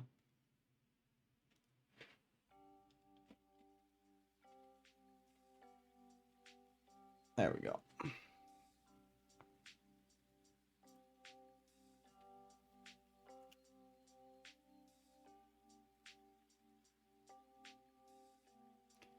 And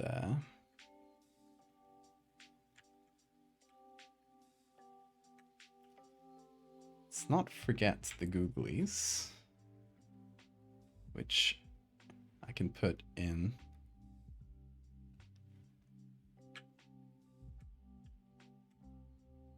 There we go. With all their pertinent edits. And to be honest, wait. I'm just gonna do this.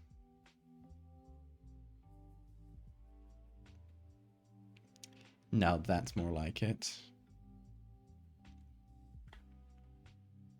And the Bean signature, which is really important to this edits.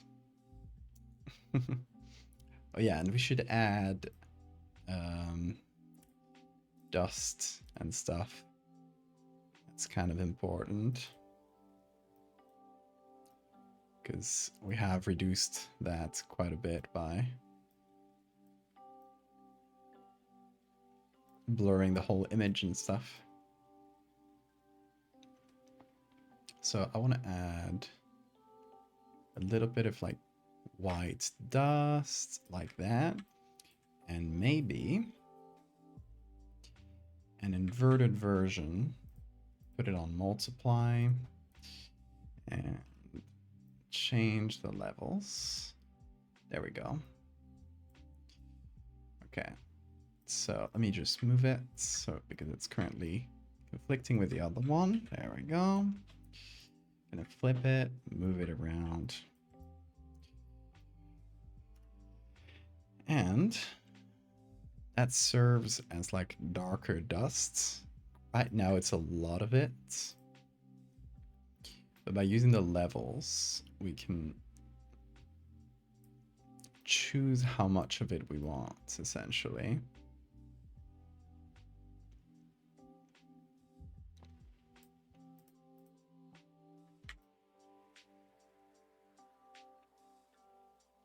So when you do old pictures like this, it's sometimes good to add a bit of white dust or a bit of black dust, or sometimes both, like I just did right now.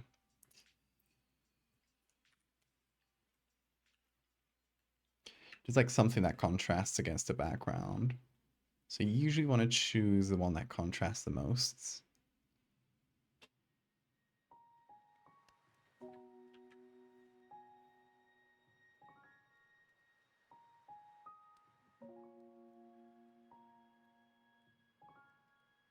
So I think I might add the white dust, but just give it a little bit of color so it doesn't like distract too much.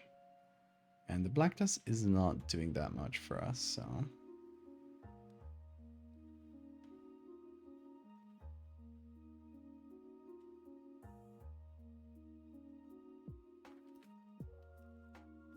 Oh. There we go.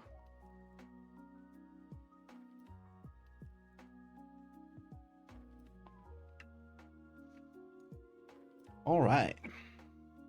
So we got our third step here. Currently it starts with this, which I probably have to blur to match the others, to be honest, because this one is very clear right now.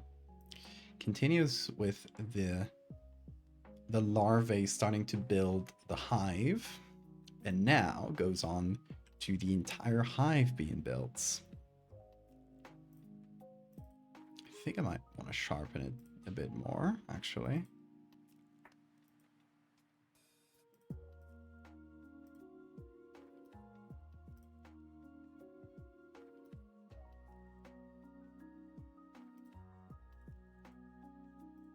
Yeah, it gives us some more detail.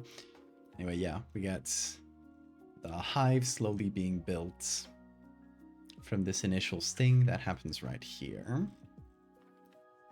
So there we go. We have one picture left to do for this, and it's going to be the final version of this. We're going to be doing much of the same, but to the entire body, and it's, you know, we're just going to leave,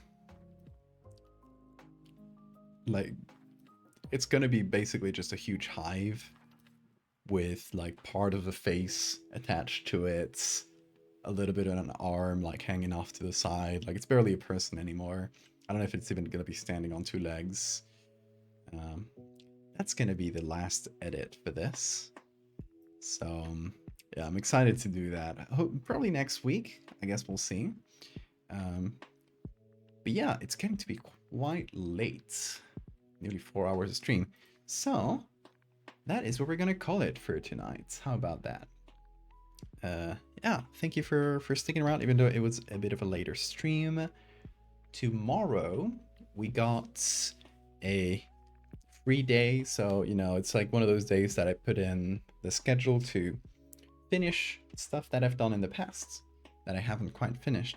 So, since we finished both today's and yesterday's stuff, we're gonna go back to one thing from last week that I didn't finish, which was the globster sitting in a parking lot. Kind of started this. We did basically the background, which was quite a bit of work, and even though it doesn't look like it, because, you know, that's the point. And we essentially have to finish the globster itself, which I'm not super happy with yet. So let's do that tomorrow, and maybe we finish the merch from yesterday, actually. Yeah, we'll see. We'll go with the flow tomorrow. And Thursday night, we're gonna do the last stream of the week, which is gonna be about this guy, about Bean. Yes, talking about you, little guy. It's gonna be a video edit. This time, we're gonna experiment with video editing a little bit. And yeah, we're just gonna take a video I took with my phone of Bean playing, and we're gonna edit a third eye, just like opening and closing really quick, just a small thing, nothing like super fancy. Just want to see like how hard that is to do on DaVinci, since I'm learning that program. And yeah, we'll see. Just little experiments. It might come out to nothing, but I wanted to try it, and it might be fun to just like learn a bit of that on stream. Analog horror? No, not that hard. Not that much editing. Although I guess that would probably just be throwing a VHS filter on it. No, it's gonna be like video compositing would be more accurate. Just like what I do in Photoshop, but for a video. So, you know, if I can't do this on video, because that's, you know, pretty much impossible amount of work to do that for several frames. But if it's something decently simple, maybe I'll be able to do it. I don't know. We'll see. It's we'll just go in and see if I can figure out how to do it without like really looking at tutorials or anything. It's how I like to learn programs. But yeah, that'll be on Thursday nights. Tomorrow we're doing the Globster, and that's it for today, I think.